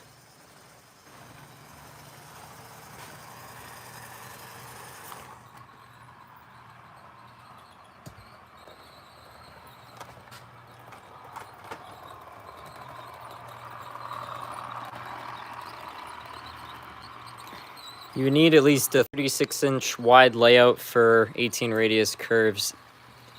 Yeah, so you need a 3x5, and then the length would also have to be 3x5. So that's what you would need for a just basic circle of track. But in my opinion, like, if you have, again, if you don't have the space to have a 4-foot wide layout, you know, you got to work with what you have. But if you can manage to make a layout 4 feet wide, it's a pretty good thing, because you can have wider curves.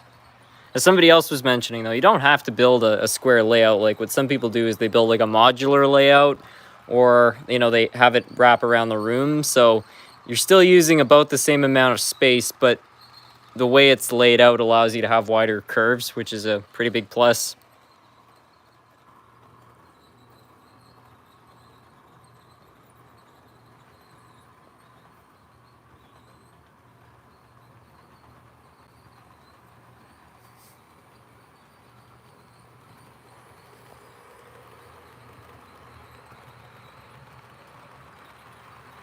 Looks like we got a super chat from Timmerman. Harrison, have you given power to the railroad crossing lights by your N-scale layout?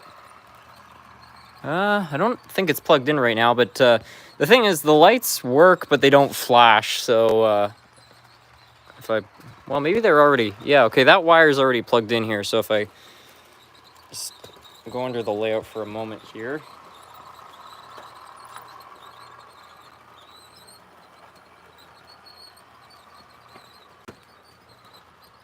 Just kind of glow red like that. They look pretty cool even as it is. The only reason I don't have them plugged in all the time is because when I'm filming videos, they emanate this really kind of weird red light over the whole layout. I think it would just look a little bit funny in some of the videos. My name isn't Roxanne, so it's just not going to work, you know?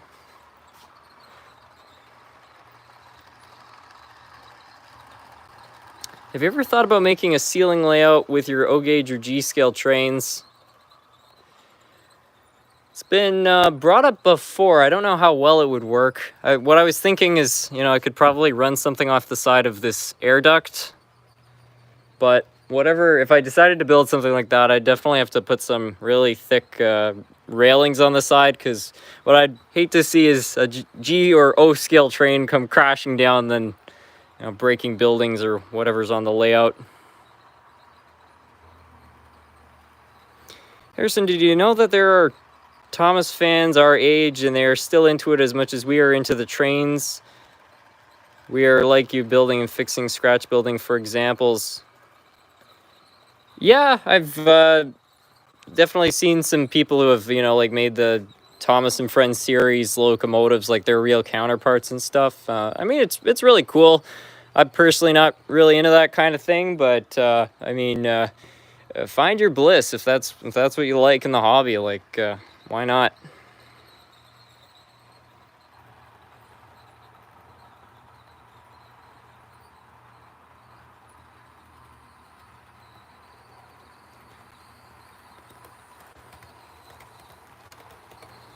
Our workplace has a G-scale train that hangs from the ceiling. I know in Ottawa there's a grocery store. It's in a place called the Train Yards, which used to be a rail yard, and now it's like a great big shopping center. And inside the store they have a train, a G-scale train, which goes through the shop. And it's kind of like each of their stores are kind of customized to fit the area. So since that place is the Train Yards, they've got a train.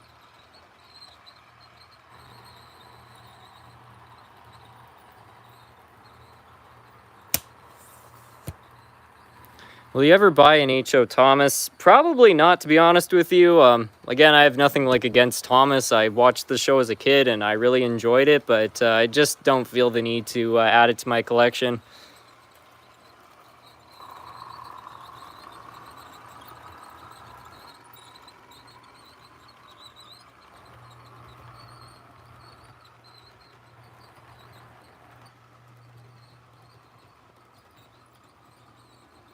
You have a Shea locomotive. Somebody sent me a Shea engine, but it needs to be rebuilt, so can't run it. But one day there probably will be one in the collection.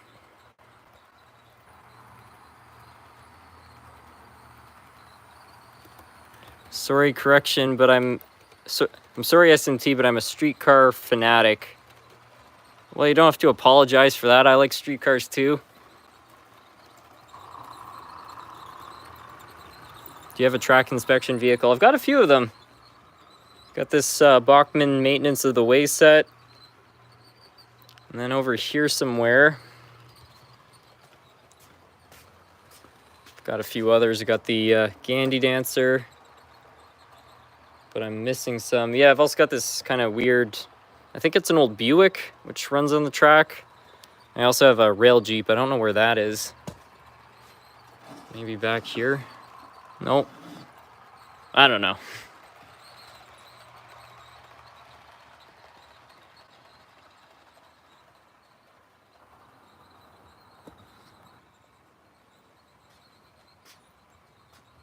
I thought changing the layout height would result in derailments, but you seem to have done a rock-solid job. Yeah, so far it's off to a good start. I kind of thought the same. I thought that with all the track heaving, it was going to screw a lot of things up, but I guess everything as it leveled back out, just went into place again. So sort of like one of those Floridian mobile homes. Just as long as you don't renovate it, if you jack it back up, it just goes back into place and it's good.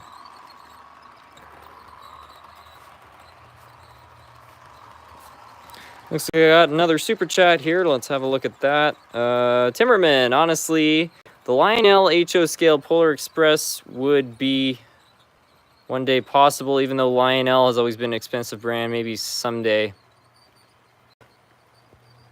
Yeah, I mean, it looks like an okay set. I don't know. I don't know if I want to get one of those or just renovate a Rivarossi Berkshire into one. Are the automobiles on the layout regular Hot Wheels or Matchbox cars? They're all HO scale.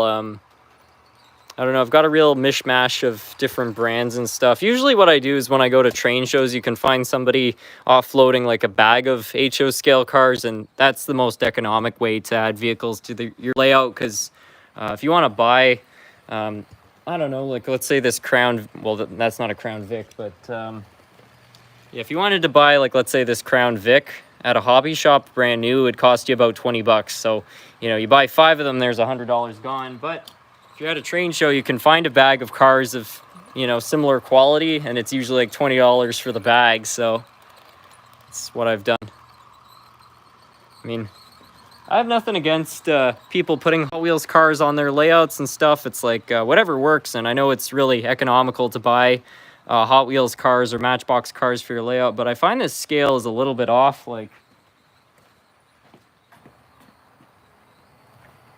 let me see if I can go find one and I'll show you what I mean.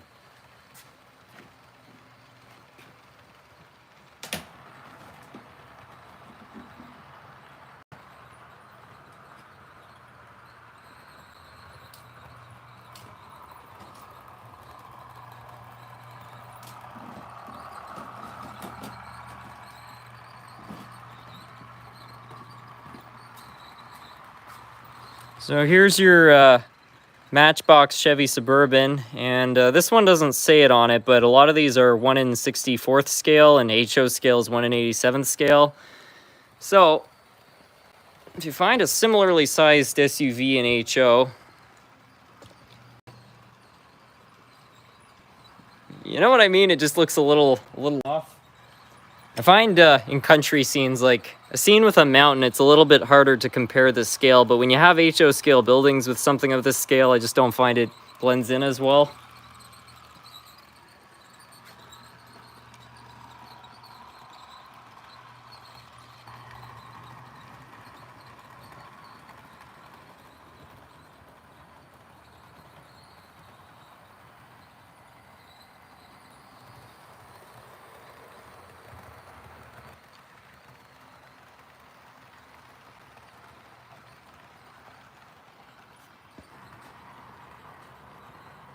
The PCC streetcar you rebuilt reminds me of the Pittsburgh color scheme.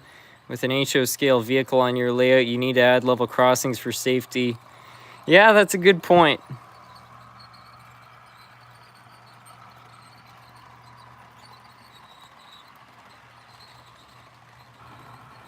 Can you run that weird scratch-built green and yellow locomotive you repaired?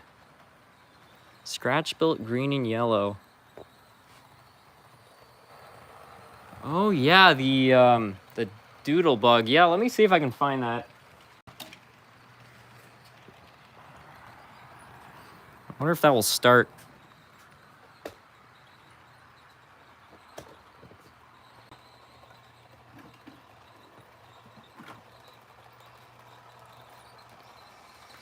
Well, here it is.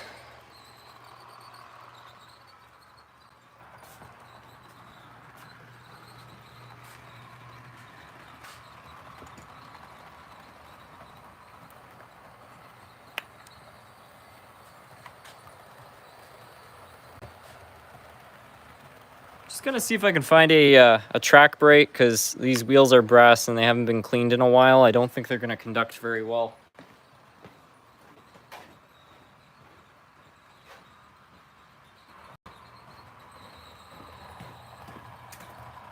I'm doing a bit of an experiment on some of my older brass pieces where after I scrub the wheels, I add on a little bit of ox guard, which is something I've seen some other YouTubers like Elite 103, I think it's Elite 1, maybe it's Elite 134, I can't remember, but I've seen some other people in the community do some mods like that, add some ox guard to their wheels, and I want to see if it helps reduce the amount of oxidization on these brass wheels, because I find what happens is I scrub these, I get them looking all nice, and then since it's the bare metal, after a few months they oxidize again, and then, you know, somebody asks me to run something in a live stream and it runs like crap, all because the wheels have gone back to the way they were.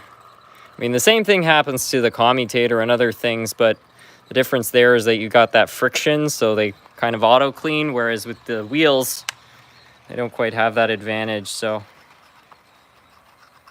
be good if there was a way to at least just slow it down.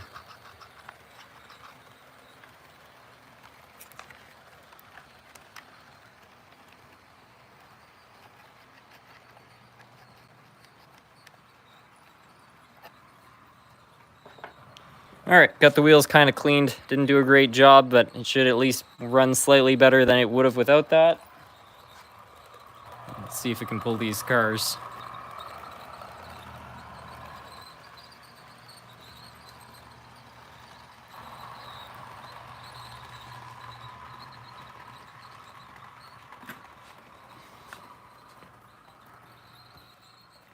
I'm thinking about getting a 3D printer. What do you guys suggest for 3D printing N-scale rolling stock maybe at some point? I wish I could say. I mean, I've got the Creality K1 Max, but it's probably a little bit overkill for printing some N-scale stuff.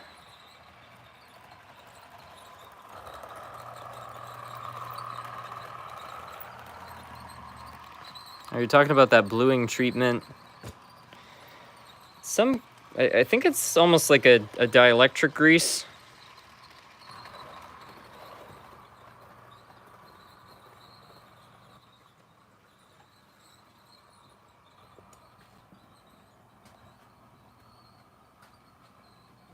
Okay, let's see if she starts.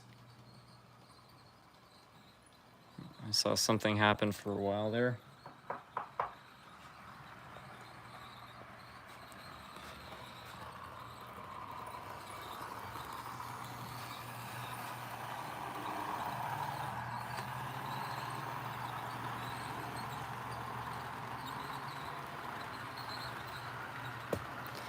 Gotta send you one of those Trix HO wheel cleaners so you're not using the Bright Boys. Well, if you have a link to one, I'd be happy to order one up. I feel like that would be a helpful addition.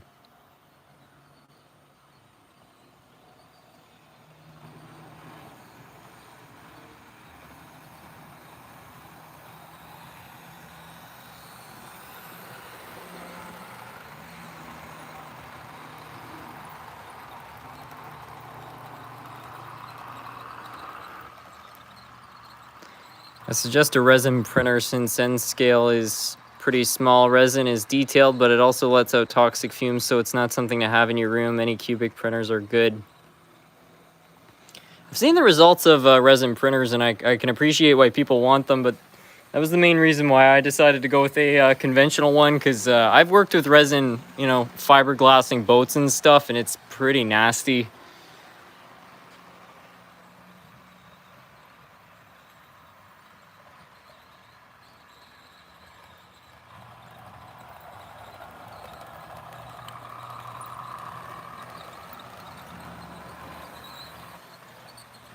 If there was a locomotive you could see right now in person, what would it be? SP4449.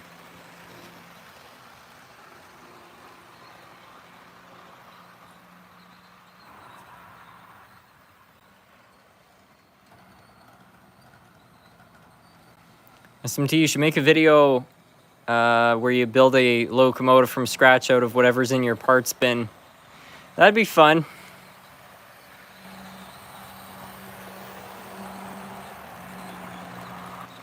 Harrison, do you go fishing on boats, and do you fix them for fun besides the trains, and how often do you work on the boats? Yeah, I've never actually fished in my life before, but yeah, boats are my side hobby. I've got two boats, a 1969 Sea Ray and a 1985 Cataract, and they both got old outboard motors on them, which they're old two-strokes. So they break down every once in a while, and yeah, it's sort of my hobby, just repairing them. I love to buy old boat motors though, and either fix them up or strip them out for parts and sell them off. So probably the second biggest hobby I have in my life.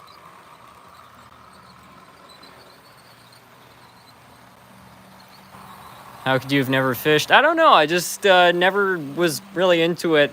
I love the water. I've been out on the water my entire life, out in Maine, paddle boarding on the ocean, or out on the lake at my grandparents' cottage. But yeah, I don't know. Just never was appealing to me.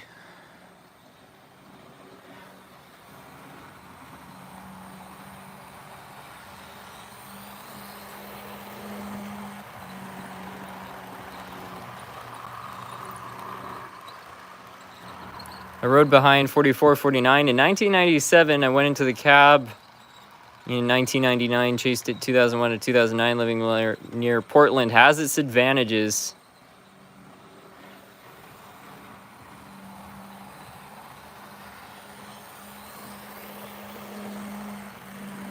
I went fishing today. Great fun. Not a cheap hobby. Beware, it is like a boat. Endless money pit. Yeah, well, I don't know. Ever since I started doing my own maintenance on the boats, it's definitely reduced the cost. And if I have parts I need, I just steal them off the motors I've scrapped. So I've got the cost down. But yeah, there's a reason a boat is called a boat. It stands for break out another 1,000. Do you eat fish? I'm not crazy about seafood.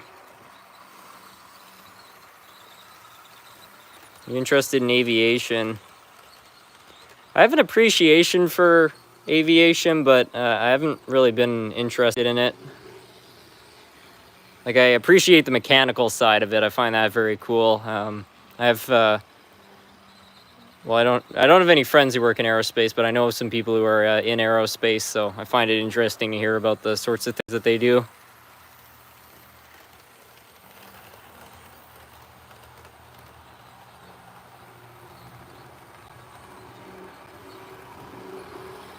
Any reason why the tunnel is still here after all these years?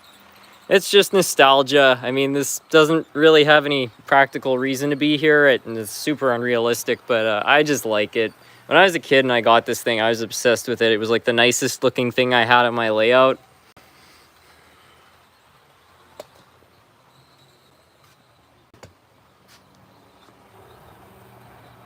SMT, I was wondering if you have any fancy engines like Athearn Genesis, Scale Trains, or Broadway Limited. I love the channeling. You inspired me to take 4 GP units and hook them together. I've got a few locomotives from each of those brands. I actually just fixed up a Athearn Genesis Mikado, which I had since I was a kid. I can't say I was super impressed by the whole drive. It actually has a split chassis and some kind of poorly made parts, but the other Genesis engines I've had, their diesels have been pretty nice.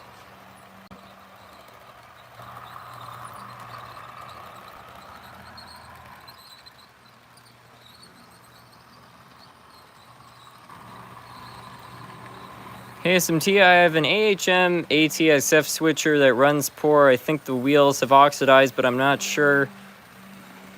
The track is not in the greatest of shape. Also, could you run a Atchison Topeka Santa Fe switcher? I'll have a look for one. Yeah, I would probably just run a track bright over your rails, because if you're just using like alcohol or anything to clean the track, it's gonna lift up carbon and like rubber deposits, but it won't clean off oxidization. If you have old brass track, that's a pretty common issue. You should make a video showing off the boats. Maybe so, I don't know. I've thought about doing a video because there's one section of track about a half hour outside of Gatineau where there's a river right beside the railroad. And again, there's one train a week that comes to Gatineau. So I was kind of thinking about doing a video where I kind of combine both of my hobbies, and it's like heading out on the water and doing some rail fanning on a boat. And then when the train comes, actually like doing one of those chases. pretty wild idea. I don't know how well it would work. I haven't had my boat in that part of the Ottawa River, so I don't really know it that well, but I don't know. It might make for a cool video.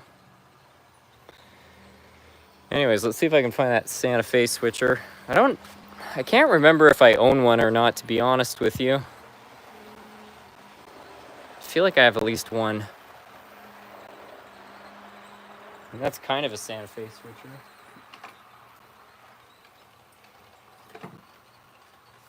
Yeah, maybe.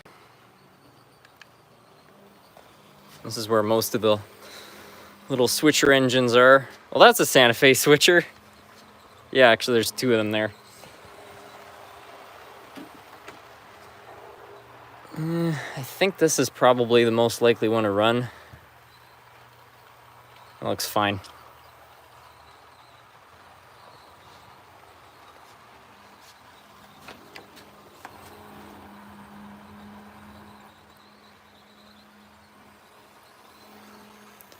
You should get a small drone and do some flyovers of the layout. That's a cool idea. People keep repeating messages over and over again. What's up with that? I think it's when I miss a message or a message gets by. People want me to read it, so they just type it again. I'm not against that, but just so long as people aren't like spamming.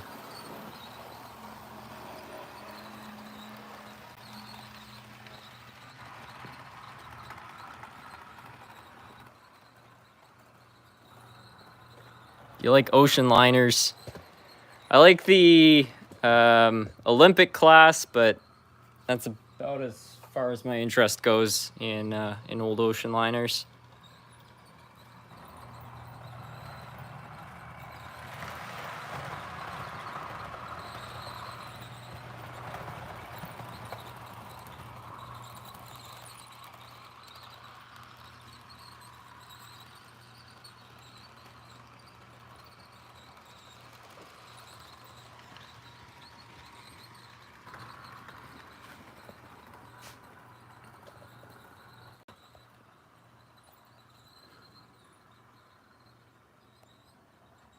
Do you play games? Not a whole lot of video games anymore. Occasionally I'll play some Minecraft or Grand Theft Auto, but that's about it. Around the time I started the YouTube channel, my interest in video games kind of declined.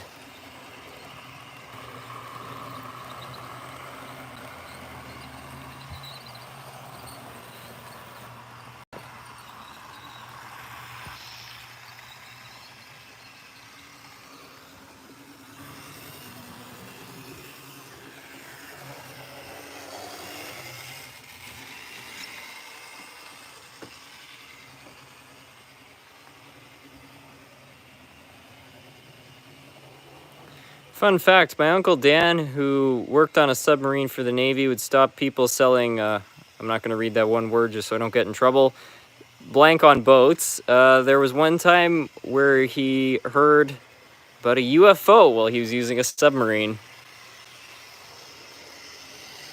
You don't seem like the kind of person to play Grand Theft Auto 5. Well, I don't play Grand Theft Auto 5 very often. I'm a bigger fan of Grand Theft Auto 4 and Vice City.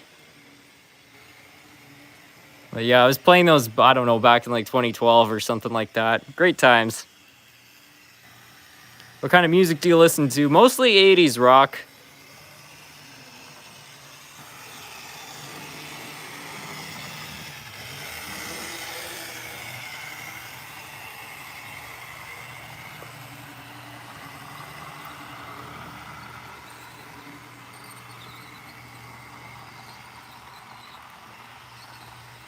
Are the boats at your house? If so, could you take us out to see them? I apologize if it's too much to ask. I don't know if the Wi-Fi would reach the driveway, and I don't know if I have like a license plate on the trailer, and I don't know if anybody could like Google that up, but probably shouldn't show it on camera.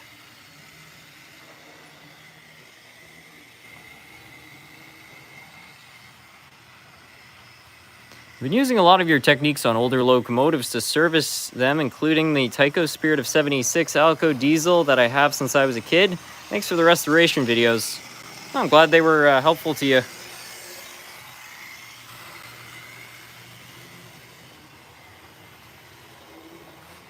Vice City is the best one. Vice City was awesome.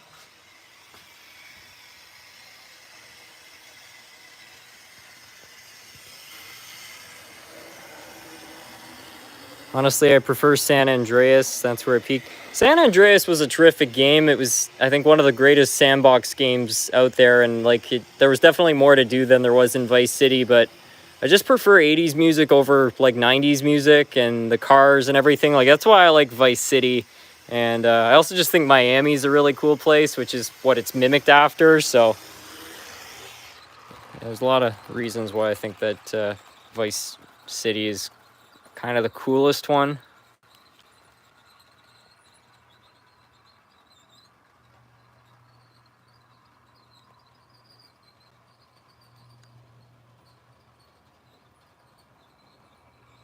Harrison, do you like Napoleon Dynamite? I've seen that movie many times. I watched it a few years ago. I thought it was okay. I mean, there's a lot of great memes and stuff that have come out of that movie, but if I'm honest, I couldn't entirely get behind it. I didn't dislike it, but I don't know. I just didn't find it all that funny, to be honest. It's a cool story, though. I like that it was kind of an underdog film, and everybody thought it wasn't going to do that great, and it just became a real hit. Like I like the story behind it, probably better than the movie.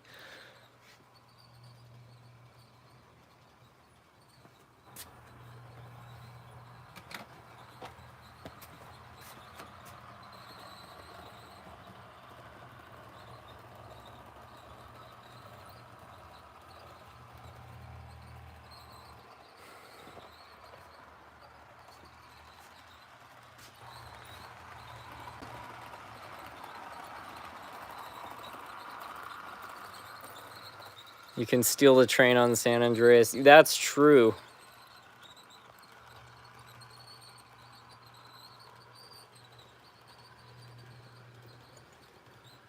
I occasionally play different Grand Theft Auto radio stations on YouTube as background while working. The radio stations and commercials created are legendary and hilarious. Yeah, I completely agree with that. I do that sometimes as well. I think it'd be really funny to play those, play the Grand Theft Auto radio station playlist with somebody who's never actually played Grand Theft Auto. Because I'm sure for a little while, you know, just hearing like popular songs, that you could be kind of lulled into thinking that it's just a regular radio station. And then they just start hearing these absolute insane commercials and be like, what the heck is this? Punished Fick, thank you so much for the super chat. Hey Harrison, do you have any plans for more G-scale, Z-scale content? I'm going to upgrade from Lifelake HO in early I'm going to upgrade from Lifelake HO from early 2000 to AZL Canadian National Z gauge. I'd love to see you cover more of the scale. I don't see why not. The nice thing about Z-scale is that there isn't that same space restriction, so I don't really have to worry about taking up more room. So yeah, I think there will be. As a matter of fact, I actually bought some Z-scale trains at a train show a while back, which is going to be included in a future video, so it's going to be something.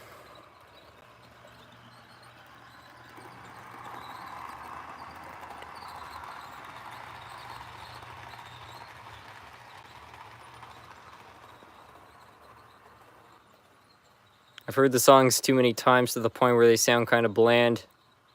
That's the only thing that sucks about good songs. You just want to listen to them all day long. There are some songs that I like, and I don't listen to them as often as I want to, because I kind of want to preserve them for the future. There's nothing worse than growing tired of a song you really like.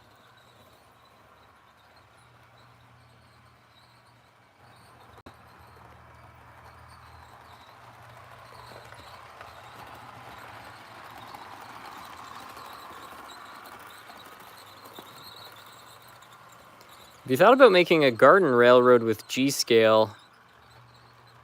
I think that would be a lot of fun. I don't think it would be anytime soon, because again, this isn't my place, so I'm looking to buy some land or something like that. So if I can succeed in doing that, then there's going to be some crazy things happening on the channel. I can really be free to do whatever I want with the property, and I kind of like the idea of garden railroading because I really like the outdoors.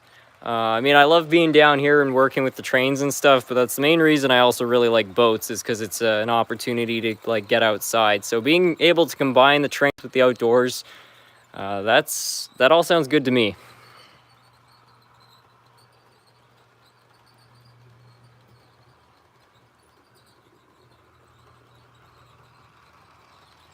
If you were to expand the layout anymore, you could run Z-scale as a miniature railway on the layout. It's been a suggestion before. I think it would be a lot of fun. I have kind of thought about maybe with the farm scene, since there's sort of like, I don't know, a bit of a band going on. Maybe I could add a tiny circle of track somewhere around here and make it just seem like it's something for the kids.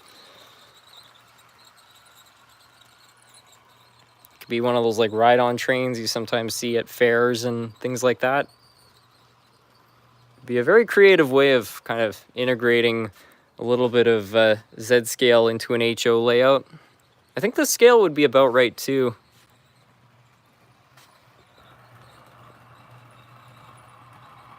Harrison, since you inspire so many people and like 80s music, don't stop believing. Harrison, don't stop believing. Very funny. What's your favorite railway in the world? Probably BNSF.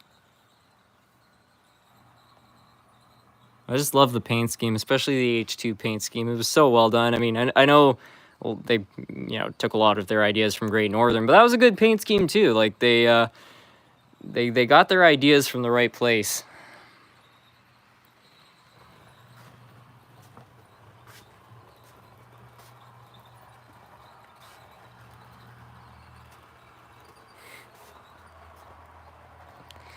My uncle has a business where he has lots of ATM machines and arcade games from the 80s. He has a Tron Terminator, all sorts of video games you can think of.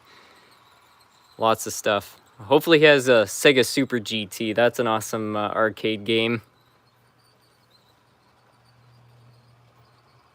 Do you like the band Rush? Yeah, I like Rush.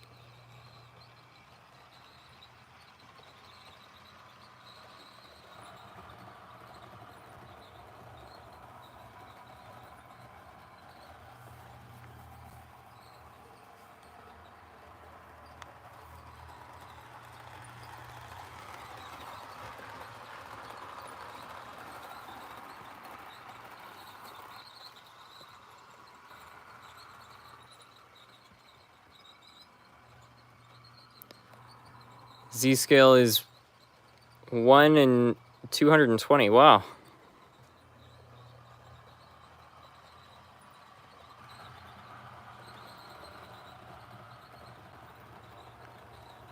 Canadian band Rush. Yeah, it is kind of a... Well, it is a Canadian success story. I find it cool when there are Canadian singers who get up on the international stage.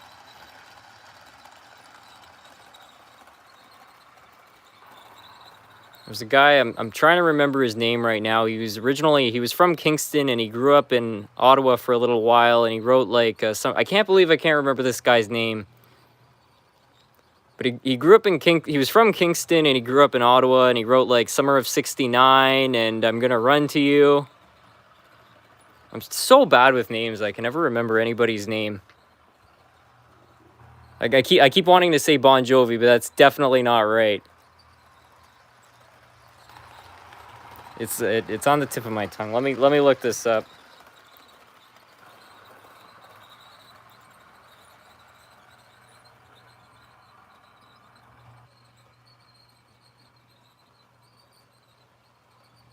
Bryan Adams.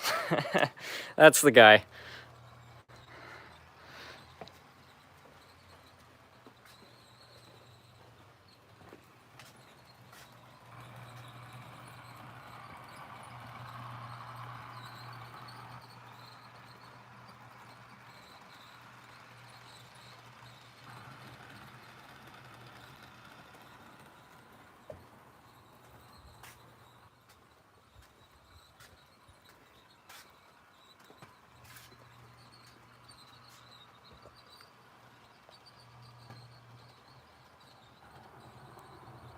Have you heard of T-Gauge? Yeah, I've heard of T-Gauge.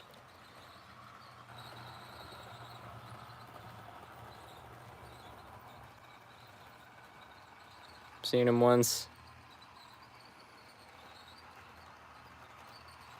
I think, I don't know. I've seen a few kind of classic bands at Blues Fest in Ottawa. I went to see America. That was pretty cool. I feel like there's some other ones.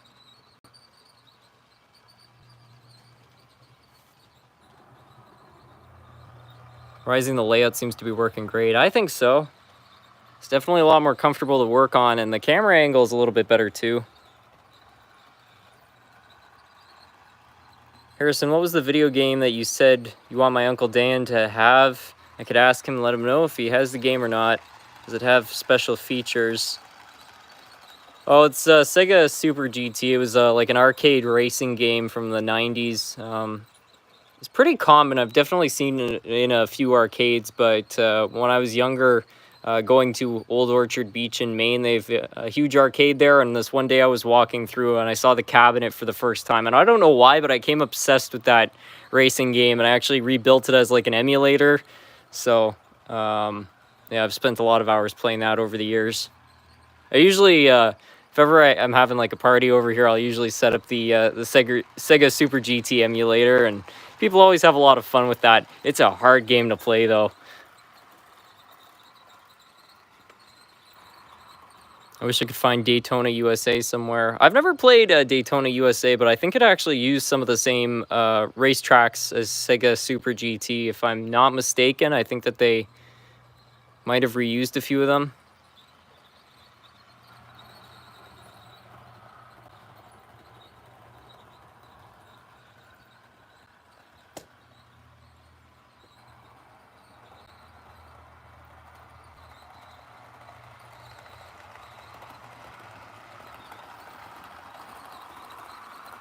Run the big boy. Okay, it'll be the last train of the night because I'm already over time a little bit here, and I don't want anybody to be kept up by me running the live stream.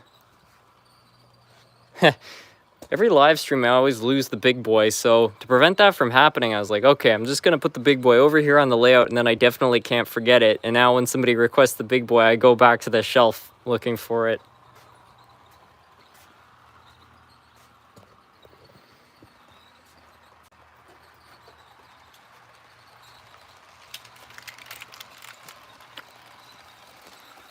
Any Norfolk Southern?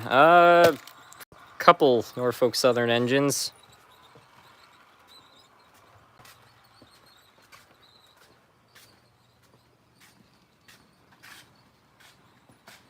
I bought a Norfolk Southern.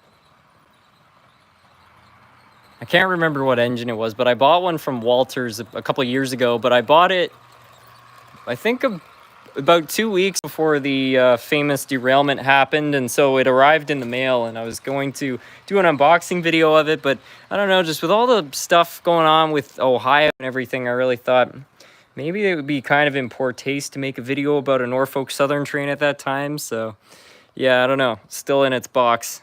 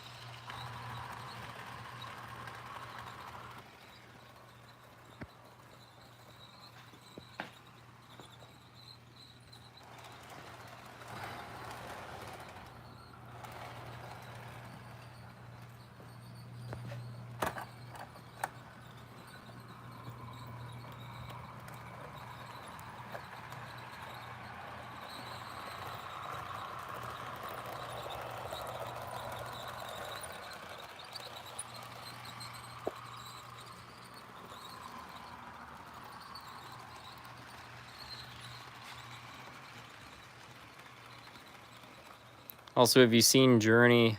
I've heard some Journey songs, but no, I never seen them in concert.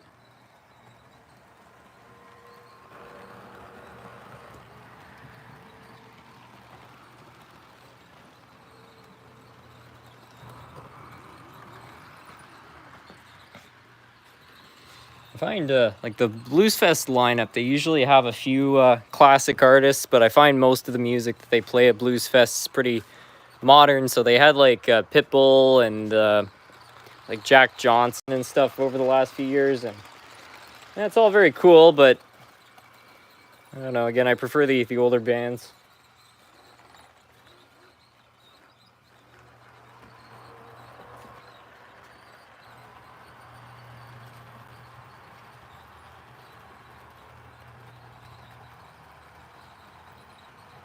I think one of your car's wheels needs some oiling. You can hear the squealing. Yeah, it's the Rapido grain cars.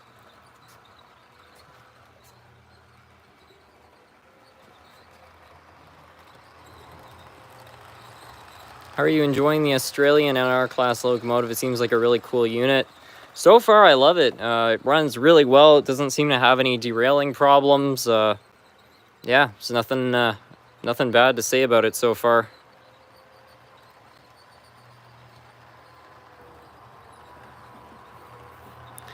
When you buy your place, are you going to stay in Canada or are you going to come to the home of BNSF and Union Pacific? Probably stay in Canada. If I was going to move to the United States, it would probably be the northern side, so Maine or New York, somewhere around there, New Hampshire maybe, I don't know. But I like the area. I wish the prices weren't so darn high, but there's not much I can do about that, so just got to keep waiting. Something's going to change eventually.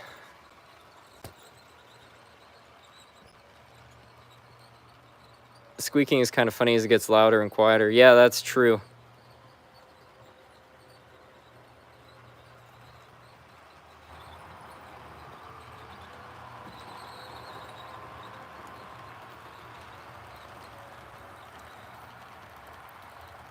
I'm in London. Where are you? Right beside the nation's capital.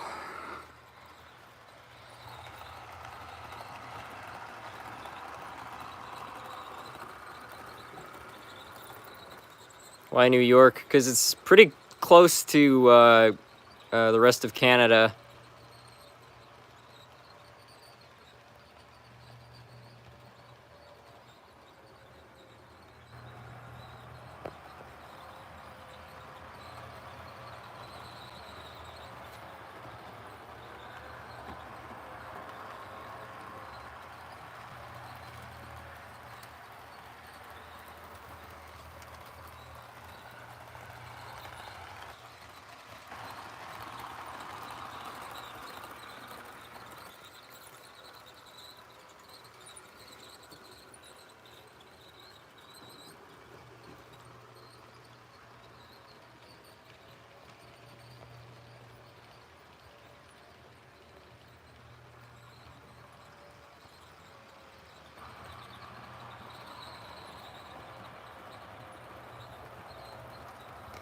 Harrison, would you do a live stream close to Heath from Human City Junction? He has a YouTube channel in New York as well.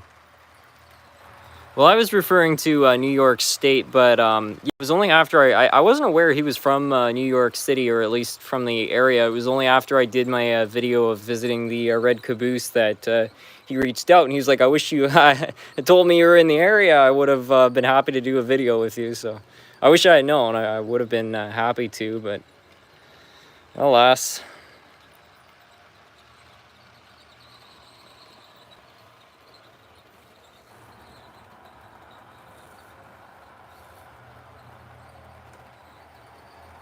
Do you watch Canadian Pacific Rail on Discovery? I think I know the show you're talking about, but I've never watched it.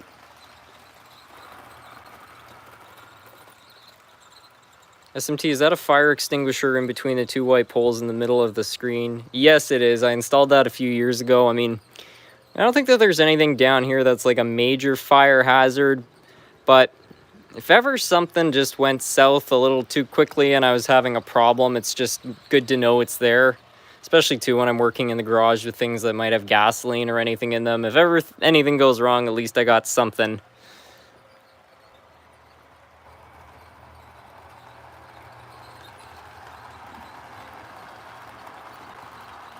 It's funny though, like even with that, and, you know, the precautions I take. There was this one guy one day on one of my videos, and he's like, you shouldn't be putting old trains on your track. You could easily start a fire. I'm like, yeah, 16 volts is definitely going to create enough amperage to instantly start a fire for a couple seconds.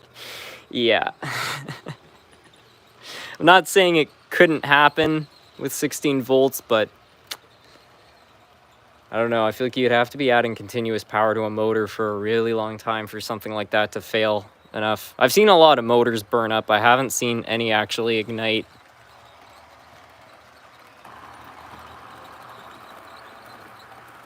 It's a good idea that HO scale trains are definitely not fireproof. But yeah, exactly. I'd be more concerned about a controller or something like that failing. And, you know, we got wood, a lot of wood materials, a lot of plastics, a lot of stuff that, yeah, would go up pretty quickly. So got to be careful.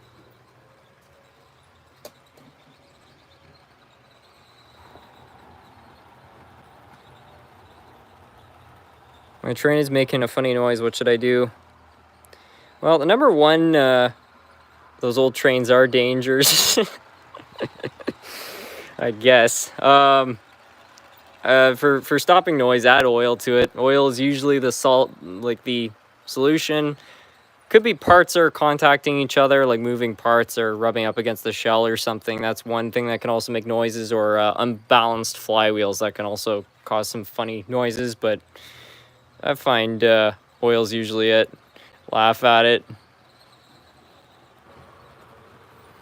Well, I mean, things can certainly go wrong, but I don't know. Again, it's the amount of like amperage that's going through something like continuously that's going to generate heat to actually make something start to burn. So I just don't think adding power for a few seconds. Again, I'm not saying it couldn't happen. I just don't know what the likelihood on an old Tyco or something like that is. Maybe on a Lionel where you're putting like, you know, you got 50-watt controllers. I could see stuff definitely going south a little bit quicker, but I'd be way more concerned with the controller itself than I would be with the train igniting. You know, honestly, I'm thinking about getting rid of all these old, like, metal controllers.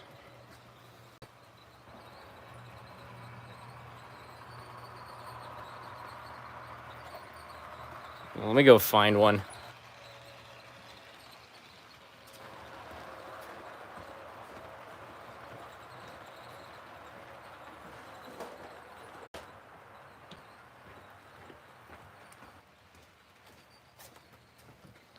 Yeah, like, I kind of, I'm a little bit nervous every time I pick one of these things up, so I'm thinking about getting rid of the rest of them just because it's like you got a metal case with no ground, and these have no breaker in them, so if you short them out for a long time, you know, they'll just keep heating up. So I really just, I don't know. Maybe people who are a little bit more knowledgeable about controllers can either debunk or say, yeah, these are not as safe, but I sometimes wonder if these are a bit of a hazard. So at least like my Tech 2, that has a breaker in it, so, you know, if it shorts for long enough, it will just cut power to the track, and the DCC controllers will cut power to the track really fast. This will not. And this failed recently. When it did, I was down here and I heard a loud pop, and then that's how I discovered it stopped working. So I don't know what went wrong, but I'm really glad I wasn't touching it while it was doing that, because I'm guessing something was pretty catastrophic.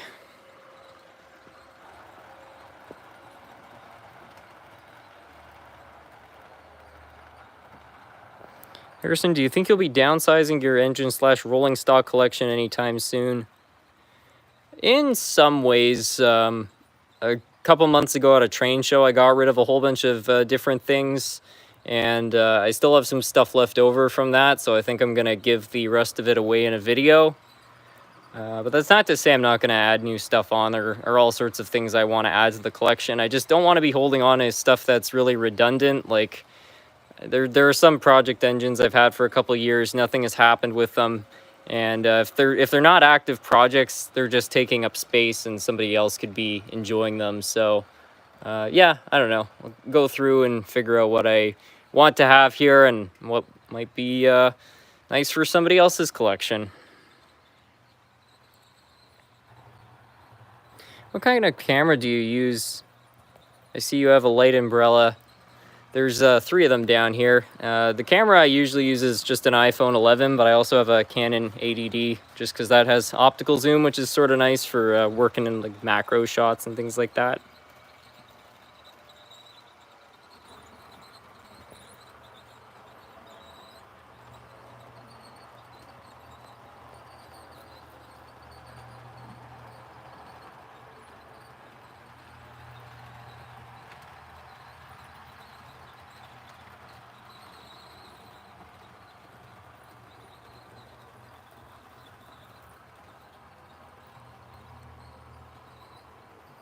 Where's the funny F unit? How do you store it? It's hard to see, but it has its home right here.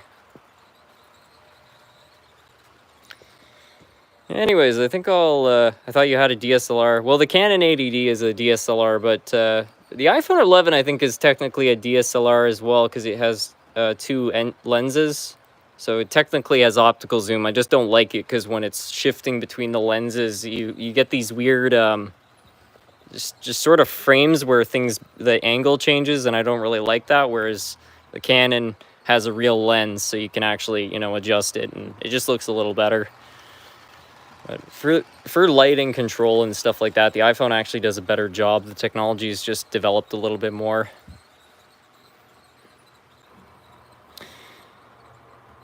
Anyways, I think I'll finish off the live stream here. Thank you all so much for joining in this evening.